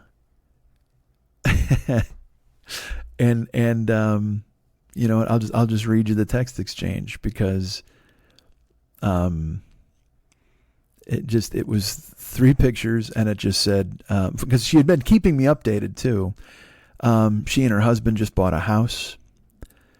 Everyone in her family. Here we go. By the way, she sent me the gender reveal party. And I said, "Congratulations to all 3 of you." And you said, "I appreciate you. By the way, Bomb Pop stuck. That's going to be her nickname for the rest of her life." And I said, "Are you serious? That's the greatest thing I've ever heard." "No fucking way." And I said, "Hopefully your husband doesn't want to murder me." She said, "Yeah, I started calling her Bomb Pop as soon as I found out she was a girl, and now that's what everyone calls her." And then she sent me that in October they bought a house. And in November, she sent a picture of herself in a yurt dirt shirt, ready to pop, ready to have a baby. And it says, despite Bomb Pop's best efforts, my yurt shirt still fits, kind of. And then she sent me pictures of the baby. Just December 15th. Baby Bomb Pop. And I went, this is incredible. I can't believe it. And I teared up. I teared up reading the text. And she said, thank you. Bomb Pop's already the sweetest baby. She was born 12/6, a week late and only 5 pounds and 10 ounces. And then she sent me some Christmas pictures of her as well. And do you know how unbelievably special that is? I mean, I think you do. You know, I've got listeners who have the logo tattooed on them. I have people who just text me to see that I'm okay, who reach out, who've included me in their lives, not just as an entertainer, but as a person. And I cannot thank you enough for all of the love and caring and attention you've sent my way. Just the fact that you would include me in your lives. As I've said this before, Jesus Christ, and I'll say it again, because I mean it. Anyone who's ever listened, anyone who's ever laughed, and hopefully anyone who's ever done both means so much to me. And whether it's a beanie that says I am the talent, or it's people knitting me blankets like Scott and Keijo, or Ann sending me a chair last year, an unbelievable blanket. Everybody knowing that I like wrestling, everybody knowing my interests and catering to them, and just being genuinely excited to make me happy, because that's really what it is. You're sending me the gifts because you want to see me be happy, and I'm so honored by that. I'm so honored by that. And I can't thank you enough. And whether it's Ashley and her husband and Bomb Pop, or Crystal and Zach and their son, or you guys sending me gifts, or letting me come into your houses, or just reaching out to tell me that you thought what I said that week was funny. You are my family. And I love you. Merry Christmas. You guys can get me at MikeandMikeSchmidtComedy.com. You guys can be my friend at Facebook.com/the40yearoldboy. You can follow me at Twitter.com/the40yearoldboy. You can follow me at Instagram, Snapchat, TikTok. And is that it? Instagram? Yeah, that's it. That's just the three of them. That's all. You can follow me at Instagram, Snapchat, and TikTok at Mike40YOB. That's Mike40YOB. Instagram, Snapchat, and TikTok. Am I on there a lot? Probably not. But photos will be going up on Instagram of stuff. Christmas stuff. And whatever. What the fuck? Every week I'm like, yeah, and then eventually we'll do a whatever the fuck. Just please. Follow me at Instagram, Snapchat, and TikTok. Mike40YOB. I'm there for your health and mine. Thank you to Ryan for helping out with the internet stuff. You can find him at Facebook.com/Ryan Dirks if you'd like. Our buddy KC helps with the stuff on YouTube. Thank you, KC. I actually owe KC a note. I have to get him some artwork so we can get some stuff posted on YouTube. That'll be cool. And our buddy David Mex Hernandez, of course, does all of the artwork and the music for this show. He's the coolest guy in the business.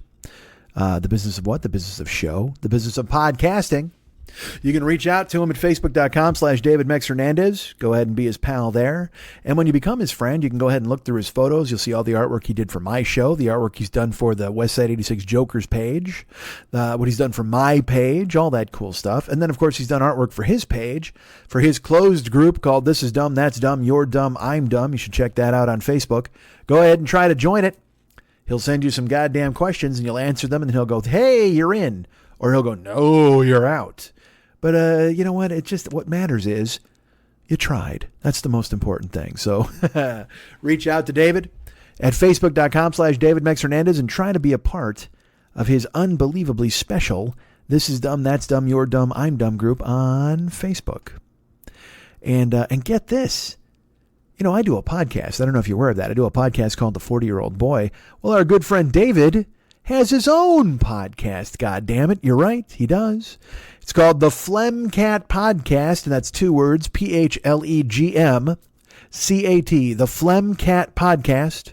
And it's available in the Apple iTunes podcast space, whatever the fuck it's called anymore. I don't know, man. They're changing everything. They're doing this, they're changing that, and I can't keep up with these people. What am I supposed to be, a goddamn podcast Sherpa?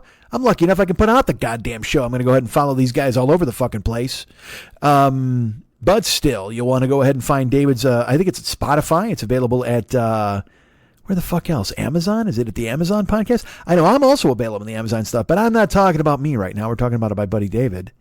It's at Apple. He's also at Pandora. I don't even think I'm on Pandora, but he is. You can check it out, the Phlegmcat Podcast. And this week, oh my Christ, folks, brace yourselves. It's the Phlegmcat Happy Merry Christmas podcast show. There's holiday songs. I'll tell you what, there used to be, there's songs that you've heard on my show in the past. You're going to hear them on the Phlegmcat Podcast if you listen this week. There's holiday songs. There's a Chupacabra. The Shit Brigade will make an appearance. There's those 70s and 80s Christmas songs that you guys love so much that I would play every year. They're on the Phlegmcat Podcast this year. There's Misfit Toys, which I think there's a snoring Nixon who might be involved. Go ahead and check it out. From what I hear, we hear from Phlegmcat as well. All of these things are available right now on the Phlegmcat Happy Merry Christmas podcast show on Apple, Spotify, and Pandora, and wherever else you find your podcast. That's what our good friend David is working on all the goddamn time. Shrek it out, man. Don't you want to hear the Shit Brigade come lurking into your house? I think you do. Why wouldn't you? That guy's because it's the fucking Shit Brigade. This is the guy who helped create Shit Brigade. By helped create, I mean he said, "Hey man, you should do something called Shit Brigade," and I'm like, "Yeah." And then we made up a whole skit about how I didn't want to do it. It was fun. But go ahead and check out his podcast, again, available at Pandora and Spotify and in the Apple podcast space. Join the This Is Dumb, That's Dumb, You're Dumb, I'm Dumb page. Everybody loves it. It's the best. And I'll tell you what, you can hire David to do artwork. Like I just said, he does the artwork for me and the show and stuff like that. But you can reach out to the man and have him do artwork for you as well. Now, you'll get a feel for it by your looking at the Facebook stuff. He'll do your Facebook caricature. There's all sorts of different things he can do for you. But also, the man works in oil paints. He works in watercolors. He can work in pretty much any milieu you would want him to work in for art. And all you got to do is tell him. You got to tell him exactly what, and he'll tell you if he can do it, and then you'll pay him, and everybody will be happy. So you can see all these different kinds of art at facebook.com/DavidMexHernandez. But also, if you want to go see some more of his art, well, it lives somewhere else on the web. He has a website. You're thinking, what? This man has a podcast. He has a Facebook closed group. And he handles the stuff for your show. And he has his own website. You're goddamn right he does. And you can visit that website right now. artbydmh.com. That's artbydmh.com. Cancer isn't free, and the challenges don't end when treatment is finished. For cancer survivors in their 20s and 30s, the stacks of medical bills, empty savings accounts, and time away from work can be catastrophic. No one should have to choose between seeing their doctor or keeping the lights on, or make the decision to skip their medication because they need to feed their families. Yet these are the choices that too many young adult cancer survivors make every day, and COVID-19 has added an extra layer of financial stress and uncertainty. The SAM Fund and Expect Miracles Foundation have provided over $2.5 million in grants to young adults across the country, but the need is greater than ever due to the pandemic. Please join us in supporting their efforts by making a donation to Expect Miracles Foundation's SAM Fund program today.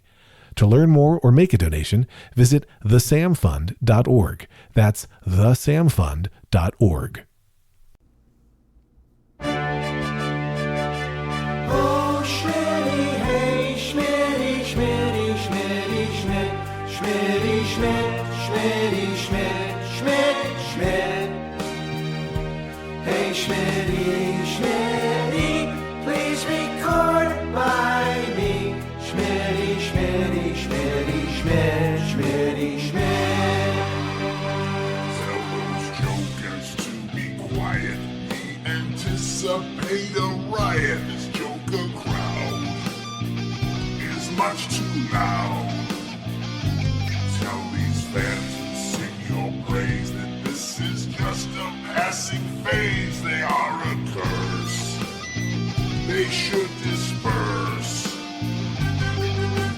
Oh, Schmitty, hey, Schmitty, Schmitty, Schmitty, Schmidt, Schmitty, Schmidt, Schmitty, Schmidt, Schmidt, Schmidt. Hey, Schmitty, Schmitty, eat a pie for me. Schmitty, Schmitty, Schmitty, Schmidt, Schmitty, Schmidt. Guys, why waste your breath bitching at my crew? Nothing you do is going to stop their shouting. If everyone here had lupus, the noise would still continue. Because I'm the talent here. And I kick ass. Oh, Schmitty, hey, Schmitty, Schmitty, Schmitty, Schmidt, Schmitty, Schmidt, Schmitty, Schmidt, Schmidt, Schmidt. That's me. Hey, Schmitty, Schmitty, won't you fight for me? Hey, guys, I don't fight anymore. Schmitty, Schmidt, Schmitty, Schmidt. Lend me your ears, and I will make you laugh. Subscribe to my show, for I am awesome. There is not one of you who cannot join the jokers, the blind, the mailmen, the chicks, the dead. Oh, Schmitty, hey, Schmitty, Schmitty, Schmitty, Schmidt, Schmitty, Schmidt, Schmitty, Schmidt, Schmidt, Schmidt, Still me. hey, Schmitty, Schmitty, won't you die for me? Whoa, die. Schmitty, Schmitty, Let's get back to the part where I'm awesome. Remember awesome a few minutes ago? Schmitty, Schmidt.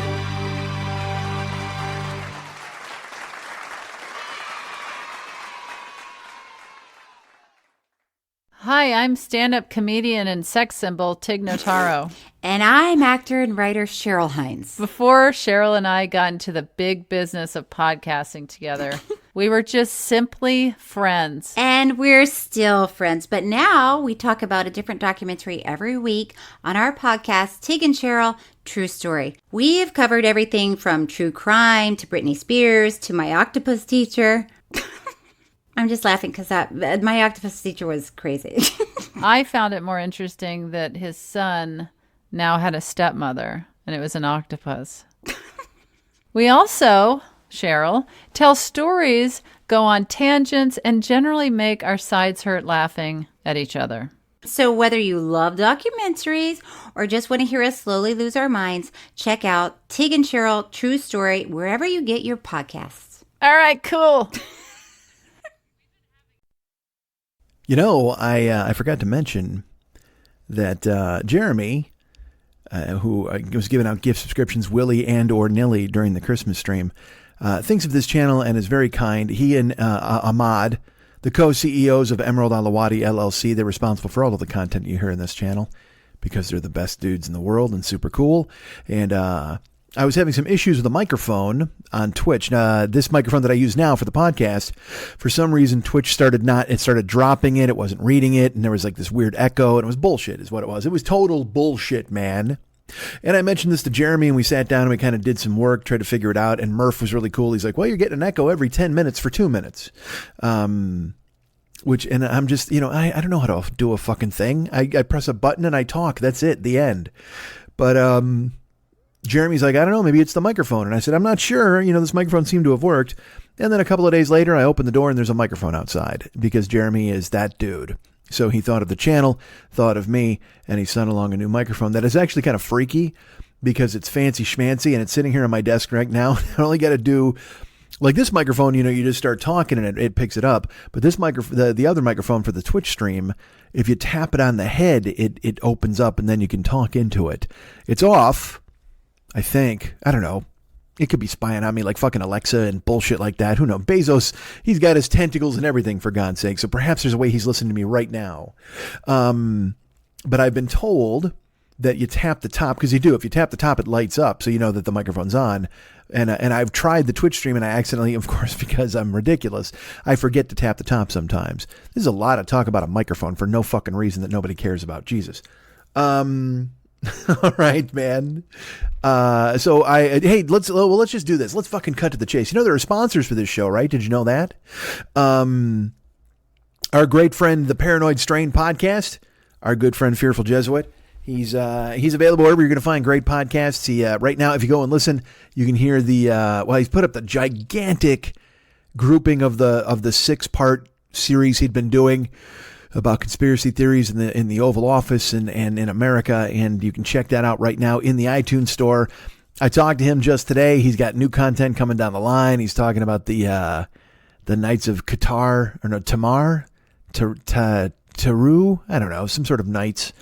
And then, of course, he's got all sorts of crazy conspiracy. Look, it's never going to go away. He told me, he's like, I could do this topic that I'm doing now if I wanted to for 2 years. So he's going to be in depth, and he's going to be thorough. He's going to be amazing, and he's going to hit the fucking ground running. The Paranoid Strain podcast, available now in the iTunes store. You can go and check it out. It's or the Apple Podcast space, whatever the fuck. He might be at Spotify. You'll have to go check, but wherever he is, it's worth finding because the show is fantastic. You want to write him a note? Here's the email address: theparanoidstrain@gmail.com. theparanoidstrain@gmail.com. Send him a note. Tell him, hey man, I heard the show and I like it, and Mike told me to listen to it. And see, then he'll be like, yay, Mike. And that's all we really want. We want yay, Mike. That's exactly what we're looking for from somebody who's sponsoring the show. Leave a review in the iTunes store if you would, just saying, hey man, you know what? Yay, Mike. Say that. You know what? Say that in your review. That'd be cool. Review the show.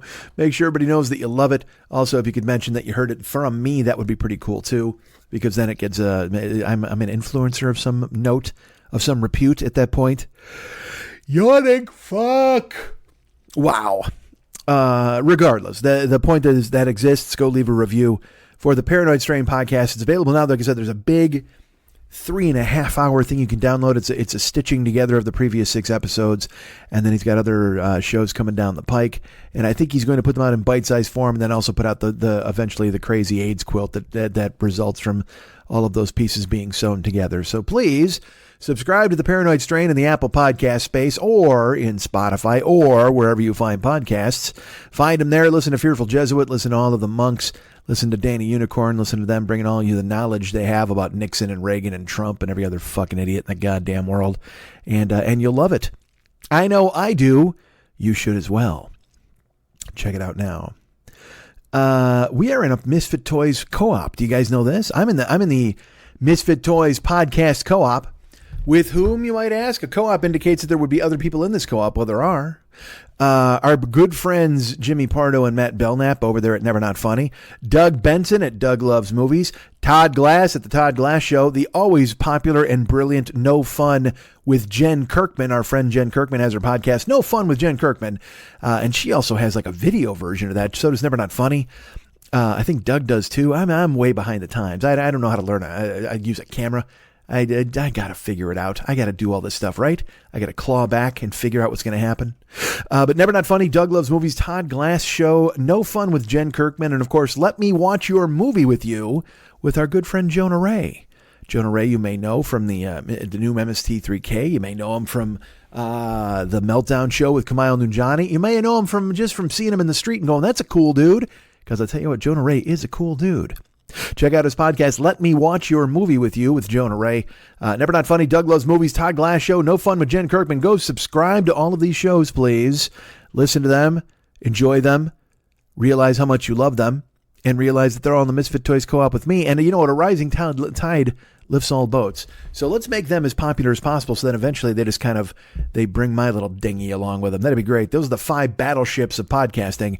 And why don't I just go ahead and cruise by? I'll draft behind them. That's exactly what I'll do. They can throw me a rope and they can drag me in a rowboat. I don't give a fuck. I just want to be there when the huge payoff happens for the Misfit Toys co-op.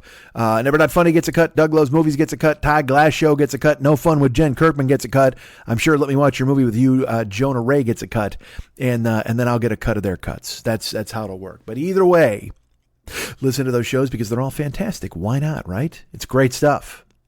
You want to hire me to do a cameo? Maybe you do. Maybe it's Christmas and you're thinking to yourself, well, it's Christmas Eve now when you're hearing this.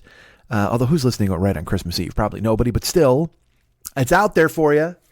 So let's pivot. If you want me to thank someone for a cool-ass Christmas gift they gave you, or if you want me to make fun of them because they didn't get you a gift, I can happily do that. Or if you want me to wish somebody a happy 2021, a happy new year going forward, because that is, Jesus Christ, we're a week away from leaving this fucking roiling hellscape of a year in our rearview mirrors and moving into 2021. And that's when the big bucks start rolling in. For somebody, not us, but for somebody, I'm sure. I'm sure there'll be a stimulus check where we'll all get $100. Oh, I can't wait. God damn. I'll get $100 and that'll buy me a stun gun so I can stun myself whenever I start thinking, hey man, I should probably go ahead and, I don't know, maybe make the best of my life. Zzz, zzz. No, thank you. Sit down. Hire me for Cameo, man. Why not? It's $20. I get 15 of it. They get 5. It's a great deal for everybody, especially the person you send the Cameo to, because they see me yammering into a goddamn phone with a green screen behind me. And even if they don't like what I say, they can Photoshop me into a porn scene or into a fucking giraffe pen, whatever the fuck. Put me in there, man. Put me in, coach. I'm ready to giraffe today. Have me in there, please. That's great. Hey man, you want to donate to the show? You want to help us out financially? I think you do. A lot of you already are, and thank you so much for doing said donations. That makes me very happy. It helps the show out in ways you cannot even imagine, man. Well, actually, you can't imagine. It's money, and it helps the fucking show. It's nothing exotic. If you go ahead and help out with Patreon, that'd be fantastic. I'd appreciate it very much. What? Patreon? I don't know if I mentioned, did I mention Katie McGann last week? I don't know if I did. First of all, let's talk about this. Patreon.com/Mike40YOB. Patreon.com/Mike40YOB. And that's where you can become a patron of the show. I don't know if I mentioned our friend Katie McGann, but Katie McGann became a subscriber, and I appreciate that very much. Thank you, Katie McGann. You're the best. She has stepped up and become a monthly patron here at the Patreon. And you can too. Patreon.com/Mike40YOB. Go ahead and think of me. Support the show. Support the channel. Make sure that I don't wind up in jail. That'd be great. Why not, make sure that I don't wind up in debtor's prison. That would be pretty cool. I would like it. If you can't hire from a Cameo, become a Patreon or hire me. You know what? Why don't you do this? Become a Patreon patron and then buy me a Cameo of myself telling me that you've now become a patron. Look at that. Look at you double dipping. Look at me making all the cashola. I like you thinking of me. I like the way you think. I like the way you die, boy. So hire me for Cameo. Subscribe to patreon.com/Mike40YOB. If you'd rather go with PayPal, you can do that. Go to MikeSchmidtComedy.com. In the upper right-hand corner of every page, you're going to see a little horn boy with a donate on him. Click on that, and you can send a one-time PayPal gift, or you can subscribe to me and give me a monthly stipend. And you can also then write me a note and says, this is what you have to use it on. Because right now I actually have to get better internet because I've been having some issues with my internet. And when I'm live streaming, that's no bueno for anybody. So I have to get better internet here at the apartment. And so that's an expense. Oh boy, look at all these expenses, Jesus. Bottom line is, this is the gig now. So if you want to help at patreon.com/Mike40YOB, that'd be great. If you want to give it PayPal, you can do that through MikeSchmidtComedy.com. In the upper right-hand corner, there's a little horn boy. Click on that. Hire me for Cameo. So many ways to support me and support the show. Did I mention we've got channels? We do. We've got the YouTube channel, youtube.com/the40year-old-boy. All the podcasts are on there, but also you'll find the, whatchamacallit, how do I put this? Oh, we're putting up the Twitch stuff on there too now. I've only got a couple up, full-length features, but we'll start doing clips. We'll start doing more of that going forward. But yeah, it's twitch.tv. Oops, sorry. YouTube.com/the40year-old-boy. YouTube.com/the40year-old-boy. Go ahead and follow the channel on there. That'd be great. And then you'll see stuff like when I do magical berries, miracle berries, whatever the fuck, and I eat a lemon right on camera. Don't you want to see me eat a lemon and not make a face? Because it's super sweet because I ate some fucking miracle berry that then ruins my tongue forever. And I tell you, I'm saying this right now, Drew, if this thing fucks my tongue up forever, it's going to be bad for you. Because that's all I have. All I have is a fucking tongue. I talk, I eat pussy. The end. And not necessarily in that fucking order. I do all those well and not necessarily in that fucking order. So if my tongue goes to fucking bits, I'm going to be fucking furious. I can't have my tongue go bluey. But still, I'll be happy to do it on YouTube when I eat the miracle berry and then I swallow a lime. Go watch me swallow a fucking lime. Don't you want to watch me swallow a fucking lime? Of course you do. So go ahead and check it out. YouTube.com/the40year-old-boy. And every week I'm on Twitch, twitch.tv/the40year-old-boy. I'm on 4 times a week, Monday, Tuesday, Thursday, Friday. I'm even doing today a stream on Christmas Eve. No stream tomorrow on Christmas. But there will be a stream today on Christmas Eve, later today, because it's super early on Christmas Eve morning right now. Can I hear Santa? No, that would be a day early. Why would he be here a day early? Just to tell me to fuck off? Probably. So there you go. Twitch.tv/the40year-old-boy. We're playing Ghosts of Tsushima right now. We're murdering people with a katana. Sometimes we play Jackbox. There's other games we're going to play into the new year. There's all sorts of plans and stuff. I'll be grinding longer streams and working probably 5 times a week. Maybe even a weekend day. We'll figure it out. Maybe some streams for people overseas. Who knows? But if you follow me at twitch.tv/the40year-old-boy, or you subscribe at twitch.tv/the40year-old-boy, you'll always be on top of it, man. And you can hang out with Stream Dad Jeremy and all the other cool people who are there and come in and visit out and check out the goddamn streams. That would be fucking cool if you did it. I would appreciate it, man. And now I'll leave you to your Christmas Eve. Go open some gifts. What do? You got a tradition? You do any of that stuff? You know me. Like I usually go to the movies. I was getting sushi. I would get sushi and then I would go to a movie by myself after my breakup in 2016. The last 4 years I've spent Christmas Eve alone. I went and got food. A lot of Chinese food is a big deal. That's pretty cool. But sometimes, like last year, I ran into all my Chinese places were fucking hammered. So I went to get sushi by myself, and then I actually went and saw Uncut Gems last Christmas. Christmas Eve, which I liked. I've seen Phantom Thread on Christmas Eve. I see quite a few different types of films. So, but this Christmas Eve, I'll be home, and I'll be watching films with the lovely Bridget. And we'll be doing those over Zoom, and we're probably going to do at least one Christmas film, and we'll probably watch a double feature. And I think I'm going to get Chinese food. If I can't get Chinese food, I'll get sushi, and I'll figure out something, but it'll be great. But here's some, I've already watched some Christmas films. I've watched Elf, and Bridget I will tell you, here's the movies I watched that Bridget hadn't seen that are Christmas films that you have to watch. I watched Elf. I watched Die Hard, which we all know is a Christmas movie. We watched the movie Tombstone, which you might not think is a Christmas movie, but it ends. You see, here's my rule. If it's any part of the film's in Christmas, you can actually claim it's a Christmas movie. So Elf is, of course, a Christmas movie. Die Hard, yes. Tombstone, it ends with, I don't want to spoil anything, but it ends at Christmas time. So I'm going to say that counts. I watched a movie called Meet Me in St. Louis with Judy Garland and a guy who looked like Judge Reinhold. And that was fun to watch. I watched that. That was, Bridget got to choose that one.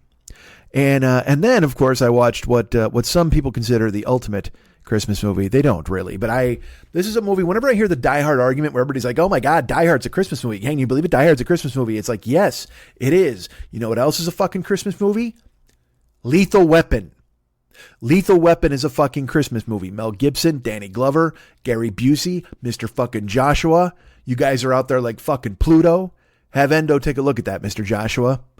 The fucking general, dudes, Lethal Weapon is a goddamn Christmas film. Darlene Love is Danny Glover's wife. That alone sums it up, for fuck's sake. And as a matter of fact, let's talk about Darlene Love for a second. Because you know what? You're hearing this podcast now and you're thinking, I got to get me some more Mike after this ends, right?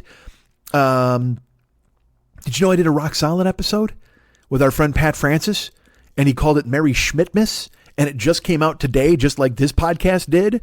That's right. And did you know that one's 3.5 hours long? It is 3.5 hours of me and Pat playing our favorite Christmas songs and talking and going back and forth and having a discussion and having a lot of fun. I love talking with my friend Pat. He and I can finish the guy's sentences. It's like the chemistry I had with Jimmy. I kind of have that with Pat as well. So you should check it out. It's fucking phenomenal. I mean, he does such great work with the Rock Solid podcast. He just had Liz Phair on.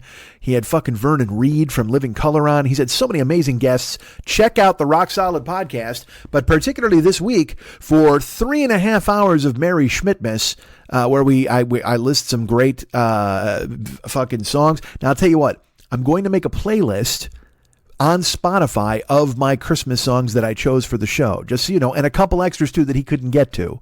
So I'll go ahead and build that playlist. I'll let you know when it's live. If you care, you probably won't, but that's fine. You'll hear a lot of them, snippets at least of them on the new Rock Solid, so go ahead and check it out. Mary Schmidt-Miss on Rock Solid, the podcast, this week. 3 hours and 25 minutes of Christmas fun and frivolity with my good friend Pat Francis. Go ahead and check it out right now. And like I said, I'm watching Christmas movies. I'm trying to watch movies. I watched Lethal Weapon, which is absolutely a goddamn Christmas movie. And you know what?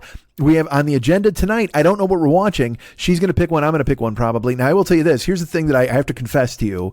I have seen A Christmas Carol a million times. I've seen the one with George C. Scott. I've seen the old school one where it's crazy black and white. And it's funny. He's visited by like the Christmas ghosts. But because it's a movie from like 1931, everybody looks like a Christmas ghost. Everybody looks like they're covered in talcum powder. It's fucking awesome. I love it. It's very, very Christmassy, the feel to it. It's very holiday. But you know what I've never seen? And I think maybe I'll choose to watch this tonight. But this is, and look, I know you're going to fucking yell at me and everybody's going to go, what the fuck? Dudes, I have never seen Scrooged. Can you believe that? I know it sounds ridiculous, right? I love Bill Murray. I've heard it's amazing. I've always heard great things. And just for some reason, I've never been able to fucking pull up stakes and watch the goddamn thing. So maybe this is the week. Maybe this is the year. Maybe tonight is the night that I go ahead and see our boy Bill Murray do some Scrooged. Maybe watch a couple of Christmas carols back to back. And I'm not going to watch the fucking Muppets. Get off my ass. I don't need any Christmas felt. I don't need to be like, oh, yay, that's great. Thank you so much for showing me Kermit the Frog and Michael Caine. Yeah, good for them. And I hope you love it. It's part of everybody's goddamn childhood. But you know what?